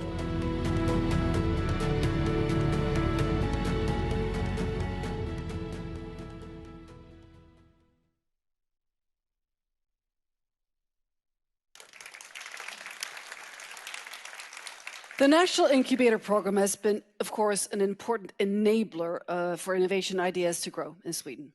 We will now learn more about the program development, results, and future possibilities. And I'm very happy to have with me Kjell Håkan Närfelt from Vinnova for a short introduction. Please give him a warm hand. Thank you. Do you hear me? Oh, now I have it. And thank you, Lotta and Mimbly, for the presentation. It was really great. Yes, I will give you a super short introduction to the National Incubator Program. Or go back there, because it has its 20 years anniversary this year, 2003. Woo! This has been a great program for 20 years. It has gone through different phases. I cannot go through them all. Started with a pilot at Vinnova. It moved to Innovationsbron and Almi to create this great infrastructure of incubators and make incubation management a profession in itself, because we didn't have that experience when it started. Then it moved back to Vinnova, and we focused more on harvesting the infrastructure, focusing on the companies and tuning up the incubation support. We introduced the peer learning, which is a great, unique thing in the Swedish Incubator Program. And we also introduced, for example, the innovation readiness levels, together with the incubators, introducing the sustainability readiness level to address sustainability. This has created this great infrastructure of incubators all over Sweden. Regardless of where you are in Sweden, you are close to an incubator. And there's some examples also on specialization there. I would claim that we have a world-class incubation support. You can see some of the awards that have been given to Swedish incubators. SISP has been, the Swedish Incubators and Science Park has been instrumental in developing this infrastructure. You see Ignite, which was presented in the movie. And we have now angel funds together with some invest in many of the incubators. We have a fantastic database with time series from 2006 on companies developed by the incubators. It's unique in the world, and we have a unique peer learning concept, improving continuously the operations of the incubators. Here's some examples from the database. I think they are quite impressive in what has been achieved by this infrastructure of incubators, and we can go in depth in outside, but just you can see some of the numbers here. I won't go into the details on the objectives because this is a government assignment that we have been given, and then we have some target companies we are looking into. But I want to end by giving, in my view at least, the secret sauce of why we have been successful with the Incubator program. First of all, some key performance properties that have been important here. And I'm really impressed by the incubators that continuously develop their operations. But it has also created a culture here, because there's a mutual trust among an openness, honest openness among the incubators, which you can see when we do the peer learning. And we have also created this get help and give help kind of culture that we are now prospering on, and we are continuously developing. And the sense of community among the incubators is tremendous. You should see the meetings where we have with the incubators. I would end by giving some of the challenges when we are moving ahead. These are... you have to hear this. You have to hear this. This is the most important thing. The problem is that they will cut at 20 after, because from Stockholm, okay. So we need to finish. But you see, 5 of the we have started working with sustainability. We have to improve that, make it a true value creation, source of value creation and competitiveness. We have to strengthen the community-based incubation so that regardless of where you are in Sweden as a company, you can get the best from the incubator infrastructure. And utilize the international connectedness that we create. We cannot work, every incubator cannot be best in the world in international connectedness and helping companies. So we have to help each other. We have to involve the alumni and the international corporates stronger in the incubation support, and introduce better ways of showing up how good we are. We are criticized many times in evaluation, but that's because they use the wrong indicators and wrong methods. So we have to develop those. And by the end of the day, we have to go from incubators, incubation, into very strong startup and innovation ecosystems. Thank you. That was important to listen. Thank you, Kjell Håkan. And let's now be joined. That was speedy and to the point. We'll now be joined by Anders Kronholm, CEO of Blekinge Business Incubator and Chairman of CISP. Please join me. Julia Delén, CEO of SSE Ventures. And also Stina Lantz, the interim CEO of Sweden Incubators and Science Parks. Thank you. And also program manager at Ignite. They got really nice reviews here before in the film. So sorry to rush this a bit, but just they will pull the plug in Stockholm because that's how it works today. So we have to end on. We got 3 minutes, they told me, extra. So from your different perspectives, what possibilities and also challenges do you see from the National Incubator Program's perspective? So please. Stina.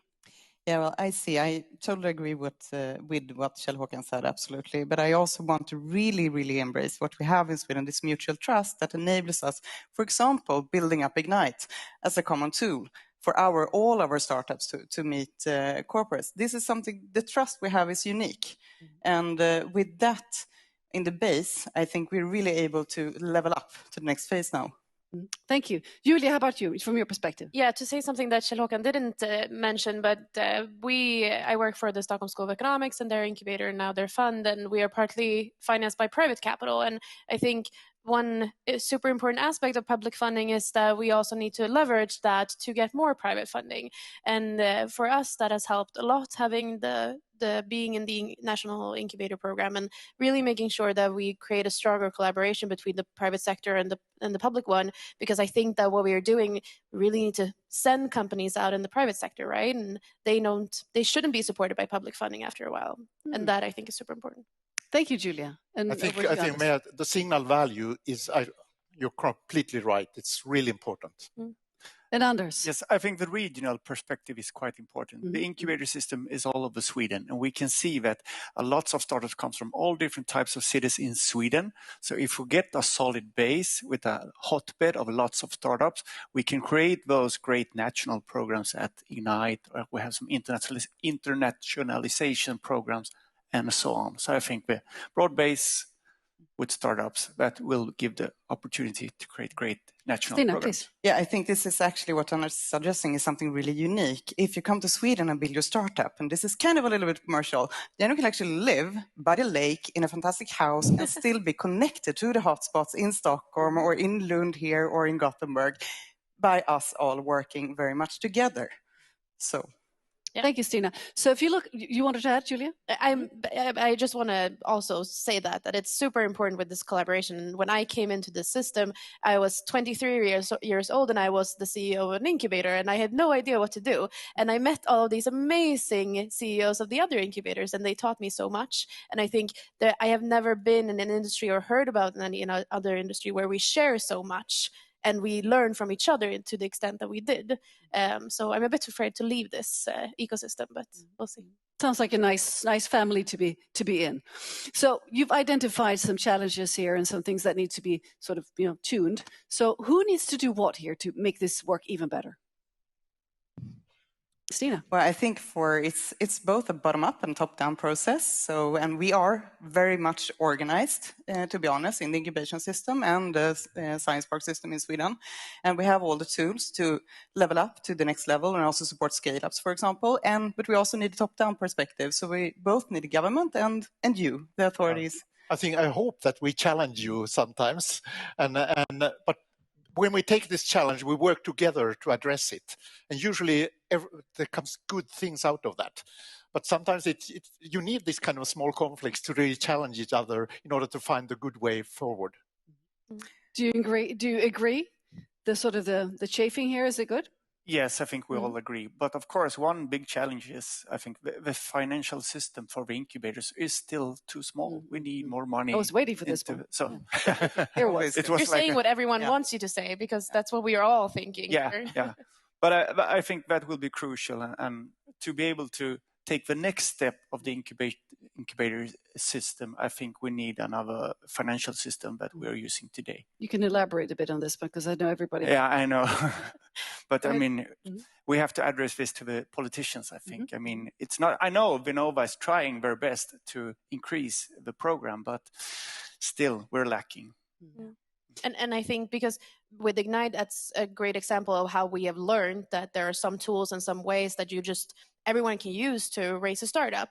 And the more we collaborate around that, the more we can also grow and do other things like work with internationalization to a greater extent, because we sort of pull all of the strings together and we help each other. And I think like in terms of the private funding, I would love to see Vinnova working more with the private sector to also help us get more private financing and to actually leverage the funding that we get from the public sector with the private one, and seeing more of those collaboration where we work cross sector, cross organizations, and more of that. I think I would add that the European Innovation Agenda, with its focus on deep tech, will challenge this. Because deep tech companies are capital-intensive companies and they need a lot of money already in the very, very early stages of their development. And we are not really designed today really to address that. So I think we need to do some redesigning from the funding point of view in order to be able to address the European Innovation Agenda. And not only in the early phases, also in the later stages. That's really important. We'll come to that in the next patient time. Funding. So to conclude here, final words from Anders, call to action here to whoever is listening, maybe in the financial perspective here, or what you would like to address. I think the financial system will make more incubators be able to join the program. So I know lots of incubators that still are not in the program, but I think we really will succeed if we were into a program. As you say, we have a pay it forward mentality inside the incubators that can help other incubators. So I think that will be my addressing point of the incubator program. Excellent. And just take them in order here. Julia, your call to action here. What is that? I would love to see the private sector come closer to earlier stages and take more risk, because that's what you're meant to do, and collaborate more in the way that we do. See that there are other ways of working other than competing with each other. Great. Yeah, and we still have a lot of fantastic research out at our universities that really need to be put into the market. So increase the incubator program, more focus also on the early stages, so we can pull more research out to become more startups. Then we will also grow the whole new export of Sweden in the long term. Excellent. And Kjell-Håkan, you will stay on stage for the next session, but you Can I have absolutely go ahead. Absolutely. No, I usually say that innovation has never been limited by supply. This is a supply group. Now we have to. It's really limited by demand. So we have to develop the demand side of incubation, and really corporates. Why focus on incubation or corporate venturing? So why don't you become engines of demand that makes businesses with these fantastic companies which are in the incubators driving real business cash flows into the companies? That would be my dream. Excellent. Well, Kjell-Håkan, you will stay on. Yes. And Stina and Julia and Anders, thank you so much for joining. And sorry about the rush, but they came out well, didn't they? Yes. Thank you. Thank you. And for those of you in Stockholm, I now hand over to Kajsa Paludan, who will take charge in Stockholm. So bye-bye Stockholm for now. Hello and welcome everybody. I'm here with Andreas Umland and Martina Högberg and Martin Svensson, and we will talk a little bit about the future of energy supply and also how do we secure the energy supply that we need. But first I'm going to welcome you, Andreas Umland. You are you're a researcher, you're an analyst with the Stockholm Center for Eastern European Studies, and you know a lot about Ukraine and Russia. And so we're going to phase this in with a little bit of a historical approach. And to those of you who don't know me, my name is Kajsa Paludan, and I will be the co-moderator tomorrow together with our main moderator, Aurore, and I'm looking forward to seeing you again. So, what did the energy corporations look like prior to the invasion of Crimea and also now in Ukraine? Could you please tell us a little bit about how we used to collaborate? Until shortly before the war started in 2014, energy cooperation between the European Union and Russia had actually a pacifying role, because the Ukrainian gas transportation system was basically connecting the large Siberian gas reserves to the large market in the EU, and there was an interdependence between Russia and Ukraine that unfortunately then was diminished by the infamous Nord Stream project. And oddly, Germany was the main driving force in this Nord Stream project. And Germany had a philosophy behind it, which was very much based on the same idea of interdependence. So the German idea was to create interdependence between Germany and Russia, which then would create peace. What unfortunately Germany forgot was that the interdependence between Germany and Russia created through the Nord Stream pipeline diminished the interdependence between Ukraine and Russia. And 2 years basically after the Nord Stream 1 pipeline went operational, unfortunately the war started. And I think one of the reasons that Russia started the war was because it got less dependent on the Ukrainian gas transportation system. Did they win anything? What do you think they won from this? Well, Russia won, for the moment at least, this lesser dependence from Ukraine and could then be freer in its actions against Ukraine. But in the end, I think also Ukraine has been, in an odd way, through all this confrontation, winning from it because it got off this gas needle, I would call it, because they have an incredibly inefficient energy system. And one of the reasons was that they could get easily large amounts from Russia, which is now not any longer possible. And now the reforms are actually starting. And talking about reforms, what consequences do you see for Ukraine today? And what do you think the future holds in terms of innovating for the energy supply for Ukraine?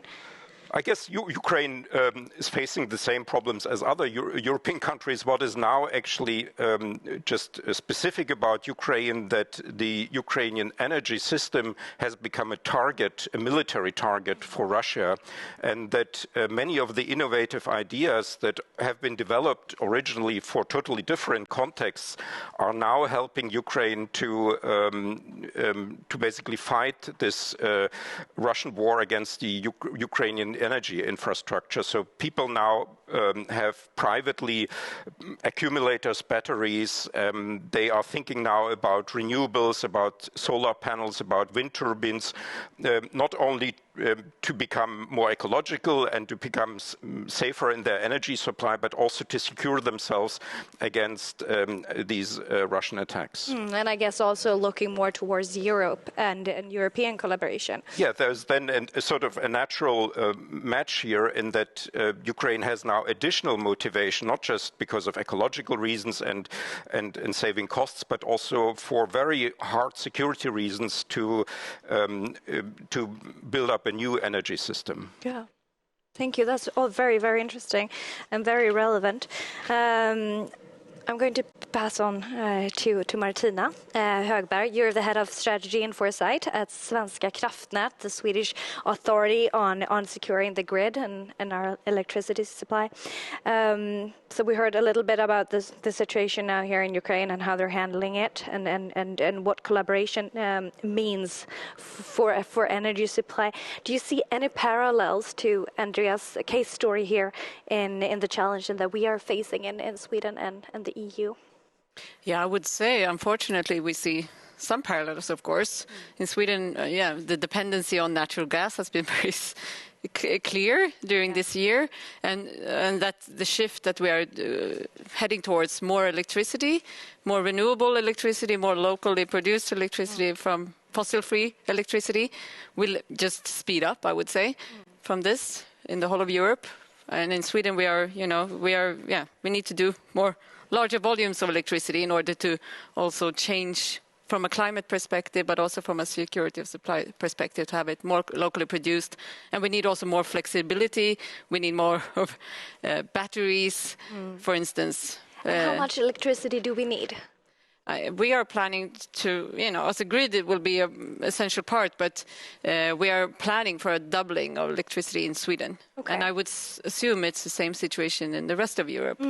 But we have more, of course, renewable electricity and fossil-free electricity, not based on natural gas from the start, while other countries need to have more electricity, shift away from natural gas. But from our point of view, we need to stimulate, of course, the grid and to be able to connect all of this. Exactly. While we have to connect more demand, which will also, it will double. So we need to double production, and we need to have it connected to the grid.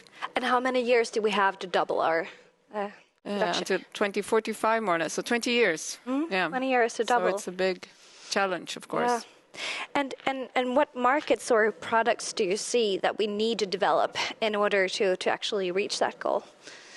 Yeah, in order to connect, we need to have more flexibility on the demand side, on the production side, storage, and we need a functioning market. We need a common market in Europe, interconnected market, and so we can import and export and help each other. Exactly. And to those who are listening here, could you explain more about the flexibility? What is flexibility in the grid? Yeah, it could be, that we could have, for instance, we have ancillary services where in order to have frequency stable, you have to have batteries and so forth. And it could be bigger batteries for longer term storage, for instance.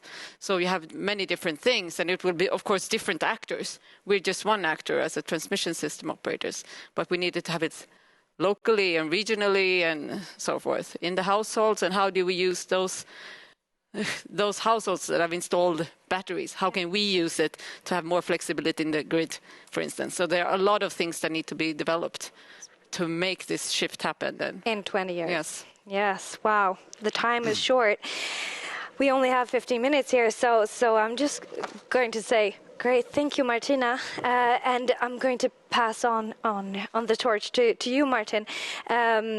as Sweden's largest financier of energy research and innovation, where do you see that we can make the biggest difference in terms of actually realizing some of the solutions that Martina pointed at?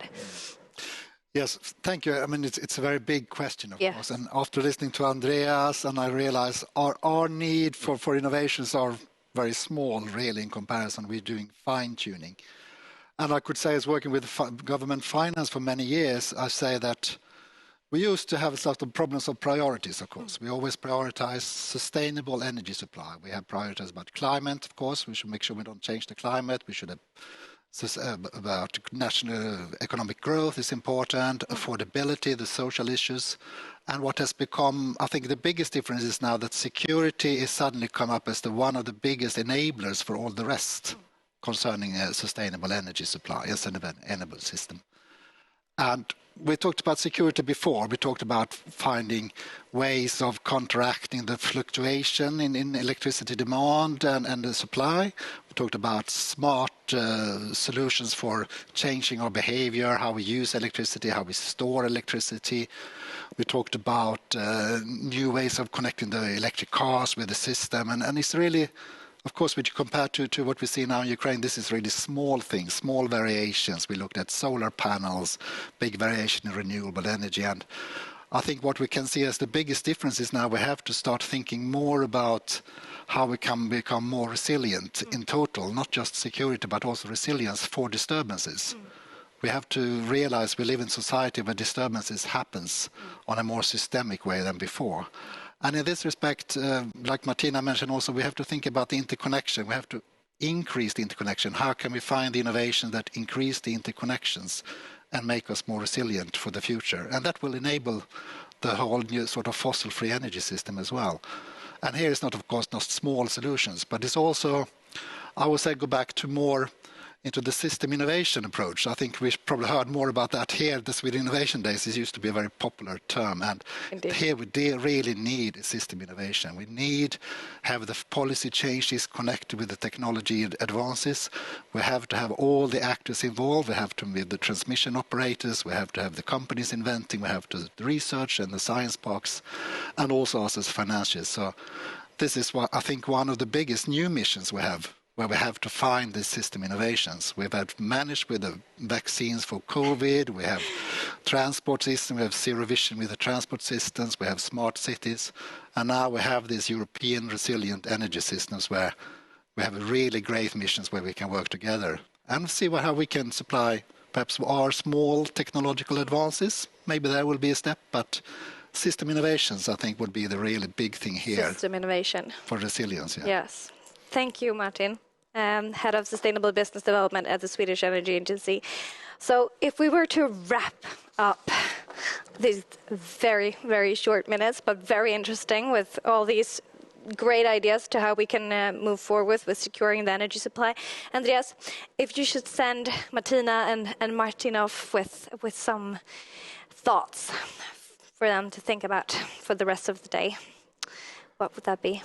Well, it would be mainly about Ukraine now, because that is the country I now care currently most. And here, what Ukraine needs is help both on the sort of, I would say, almost individual level, because, for instance, many individuals, not just companies, but private households have now batteries, and you can easily connect this battery accumulator to a solar panel or to a wind turbine.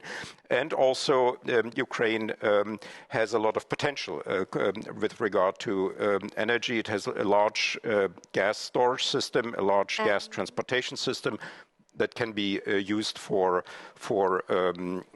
also for other purposes, perhaps for hydrogen, for instance.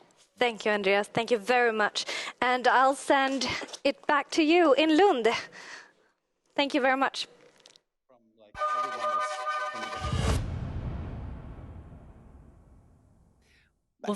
Back to Sweden. Well, thank you so much, Anders, and thank you very much, Kjell-Håkan. We're now moving on to the next point here. And hello, Stockholm, because we're now connecting with Stockholm. In 2015, the Sustainable Development Goals were made public to the world. And there was a Swedish person behind this. I'm sure you all are all aware of this, that the communication, the platform, the language for 7 billion people were designed by a Swedish man called Jakob Trollbäck. And he is now based in Sweden. He was then based in New York City, and he runs the company, The New Division. And together with the CEO, the fairly new CEO of The New Division, Louise König, they will now introduce something very exciting that is called the IDGs. And the Inner Development Goals, it spells, that aim to provide a framework to help individuals and also organizations become more effective in the work towards greater sustainability and also well-being. So I think we will start with some music, and then after that, give them a warm hand, Jakob Trollbäck and Louise König.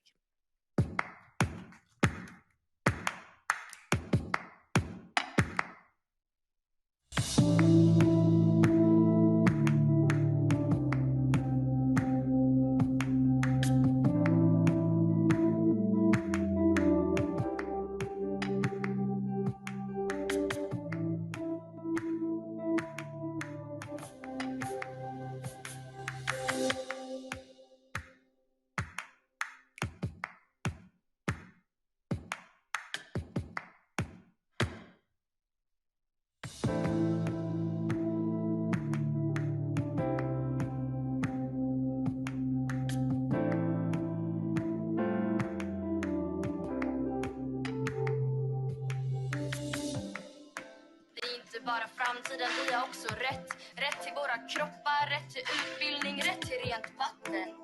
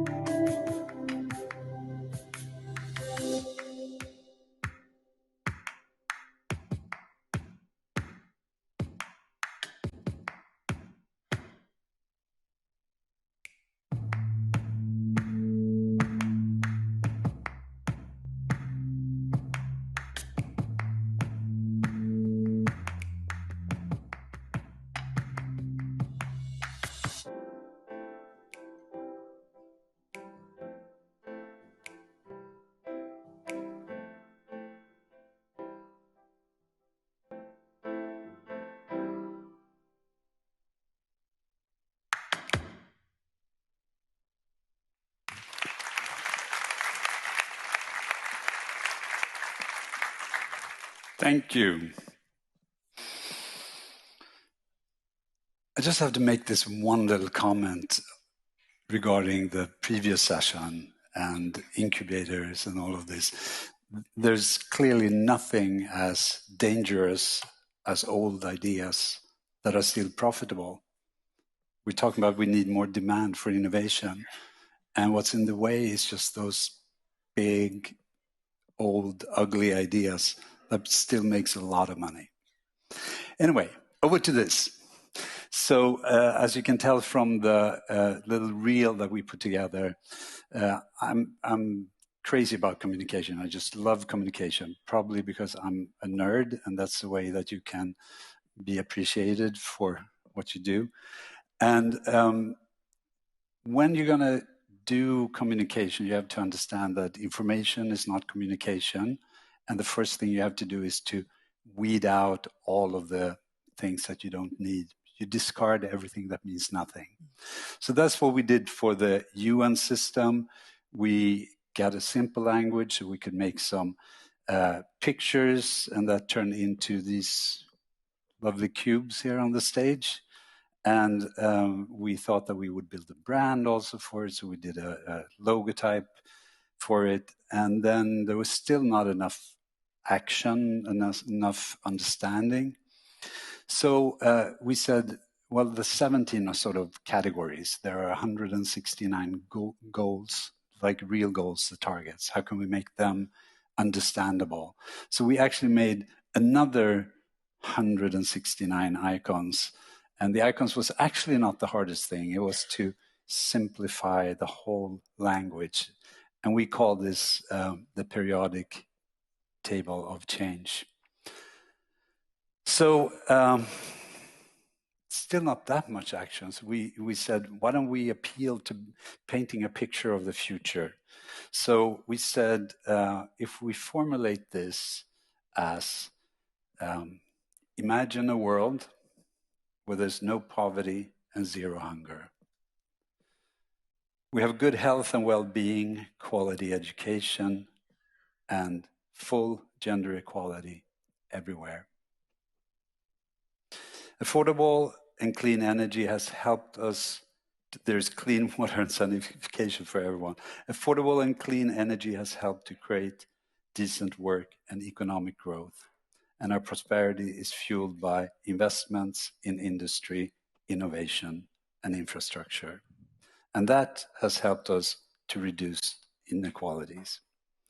We live in sustainable cities and communities, and responsible consumption and production is healing our planet.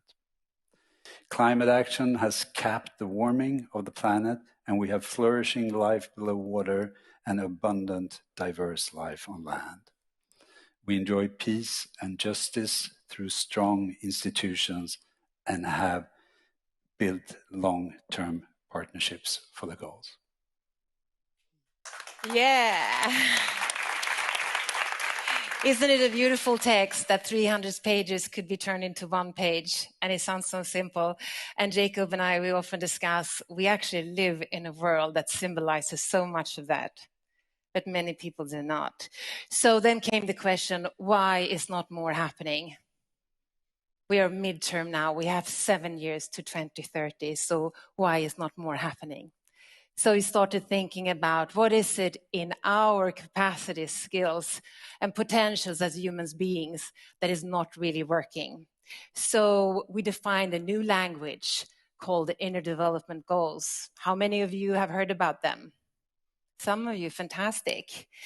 So what we asked ourselves, what kind of abilities, capacities do people need as individuals, teams, organization, you as leaders to drive the agenda, to create more change, to create more impact?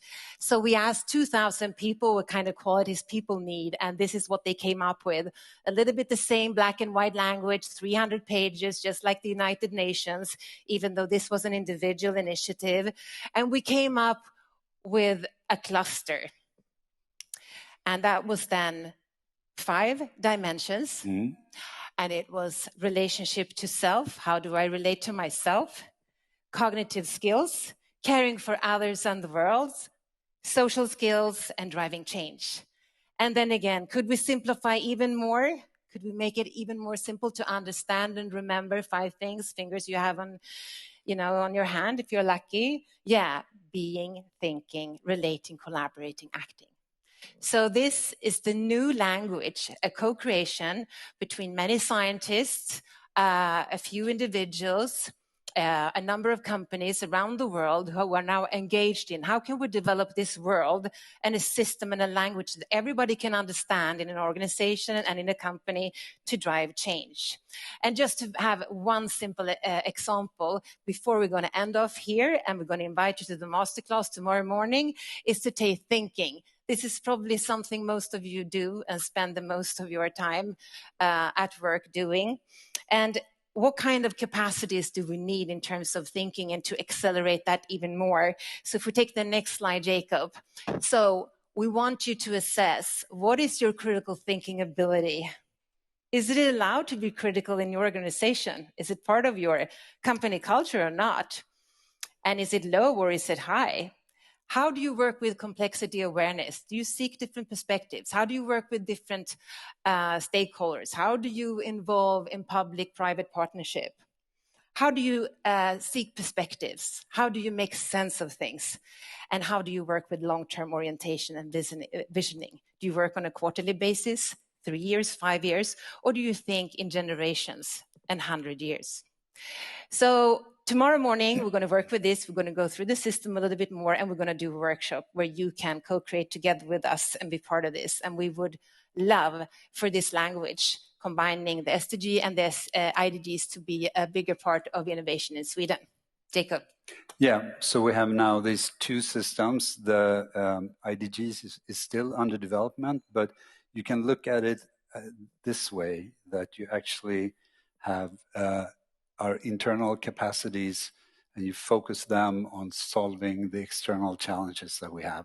So this is something that we believe really strongly in for businesses, organizations, and also when you get into this, and I hope you all will, you realize that it's also really good for yourself. All of these skills and capacities is stuff that you like, yeah, I need trust, I need humility, I need compassion, I need creative thinking, I need resilience, there's just currently 23 super skills, and they will make your life better. Thank you. Thank you. Thank you so much. And stay on the stage, please. We will be connecting back with Stockholm, and I get no signal here in my little earpiece, so I think we'll just continue, and you will tell me when they're ready for us to hand over in Stockholm.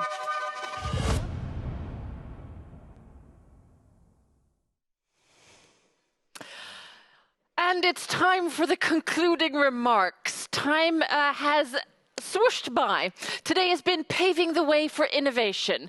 We've highlighted the structural and systemic shoulders to stand on, the foundational work that enables innovation, allows public, private, startups, schools, academia, you and me to contribute. Collaboration has clearly been the name of the game, and it's a seemingly simple concept. However, might not be as easy as it sounds. And I think today has highlighted some of the opportunities, of course, but also the challenges and why it's difficult and examples. We kicked off with our Deputy Prime Minister, who reminded us of the importance of innovation and the possibility of building a society within our planetary boundaries. The Director Generals set the scene with how the Swedish government agencies have done the groundwork, learned from past programs, and built the next step to further fertilize innovation. Joakim, you gave us the tools how to add the future to our work today. The future we want, the future we need, and the future we potentially would like to avoid. Our EU Commissioner Vestager gave us the European perspective. Breakthrough Energy urged us to join forces with our fellow Nordics. She didn't stop there. She said it's Team Europe and we shouldn't compete with the US, but create a transatlantic effort. We've met the industry, we talked about skills, we talked about energy supply, and we addressed the power of the individual. I'd like to say, what a day. And welcome to you, Kajsa. Thank you. I don't know, how do you conclude this, Joakim? What are your both emotions and reflections? Emotions, exactly. That's what we're looking for when talking about scenarios and futures thinking. Feeling the gut feel. What kind of gut feeling does this scenario give you? And that could be a way for us to reach those radical new ideas necessary to address the societal challenges of today. So I'm super happy that I had my 15 minutes of fame as the head principal of Futures University. So we learned today the first steps in becoming a futurist, looking for the signals and looking for the driving forces, and then combine them to a possible picture of the future. So I will continue that tomorrow as well on Thursday. So that part has been really great. And it's also interesting to see how each and every one of the speakers has really, in different ways, and with other words, they've also highlighted the fact that we need to think about the future in new ways. And Kajsa, tomorrow you will join us here and be a co-moderator and add your energy, your expertise, and your excellence and commentary. It will be amazing, and I feel so honored to be here. Could you give us a sneak peek to tomorrow's theme, but also the highlights? What are you looking out for? I'm definitely looking out for how we will realize some of the amazing things that needs to happen, all the challenges that we are facing. Our minister called it possibilities. Possibilities. I think that is a much better word. And I think one of the things that is really, really interesting is to look at languages. How do we actually explore our world and our way of understanding the complexity that we are facing? Could you give us some sneak peeks to who the guests are?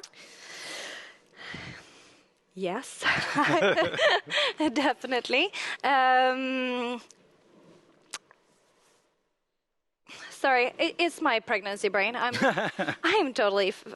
Or maybe, Joakim, you could say this is a way to create an alternative future, a future prediction scenario. Exactly, but I do know that we're going to talk about northern Sweden tomorrow, and we're going to talk about the Swedish ChatGPT language model. Yes, that too. And what else? Do we have energy on the agenda tomorrow as well? We do. Yeah. Mm-hmm. I think the core theme will be the Swedish way of doing it. So we will look at it, even though we've been prompted today to take a Nordic angle and a broader view. Let us highlight what we've done well in Sweden and look at some great tangible examples of what that looks like. But we've also been urged by our viewers today in the chat, both commentary throughout the day, but also the question that you asked specifically. Could you share with us what our viewers the question think? was, what kind of skills do you think you will need in 2035? So we watched this scenario film. It was a news broadcast from sometime in the future, including both possible and impossible and utopian and dystopian futures. And what we got in the Menti was really interesting. Of course, we got AI all over the place. I really urge you, try out ChatGPT 4. It's $20 a month. Just pay for 1 month and play around with it, because you need to understand these things. Quantum literacy was another techie subject, as well as carbon capture technologies. But then we came into humanities and like human behaviors and behavioral management, empathy, ability to deal with people, leadership, leading towards the unknown. That was really interesting, kind of new skills that people thought that they would have to acquire in 12 years. Which is a good bridge to the topics that we've had today about the collaboration and why are we talking about it? It's because it's quite difficult. Yeah. And it can seem banal, but it's actually a core skill. Yeah. And final cluster was the preppers, of course. Well, the ones that need fine carpentry, sewing, farming, cultivation, creativity was also one of the parts that I think was in that kind of, if everything goes haywire, we need still to be resilient through creativity. So super interesting answers. Thank you very much. I've had the privilege of 3 hours of thinking of the question now that we've been listening to these talks, and I'd like to tweak my answer a little. Okay. Because I felt quite strongly like the mother within has realized not only do I need a skill, but I also need to hone my parenting skills in order to prep my future generation for these different scenarios. And probably we need to, as parents, be a bit more transparent about we don't know exactly where we're going. How do you do that storytelling to tie into what Director General Roberts was saying earlier today? There's a storytelling aspect that I think is important. Yes, indeed. Yeah. I love that that thought developed during these 3 hours. Absolutely, and also I think that we need to be brave to let our children fail and to let them try out things. Yeah, absolutely. Yeah. On that note, we have had a full-on day. More is to come. There's a fireside chat waiting just after us. We will be back tomorrow with a what-if scenario.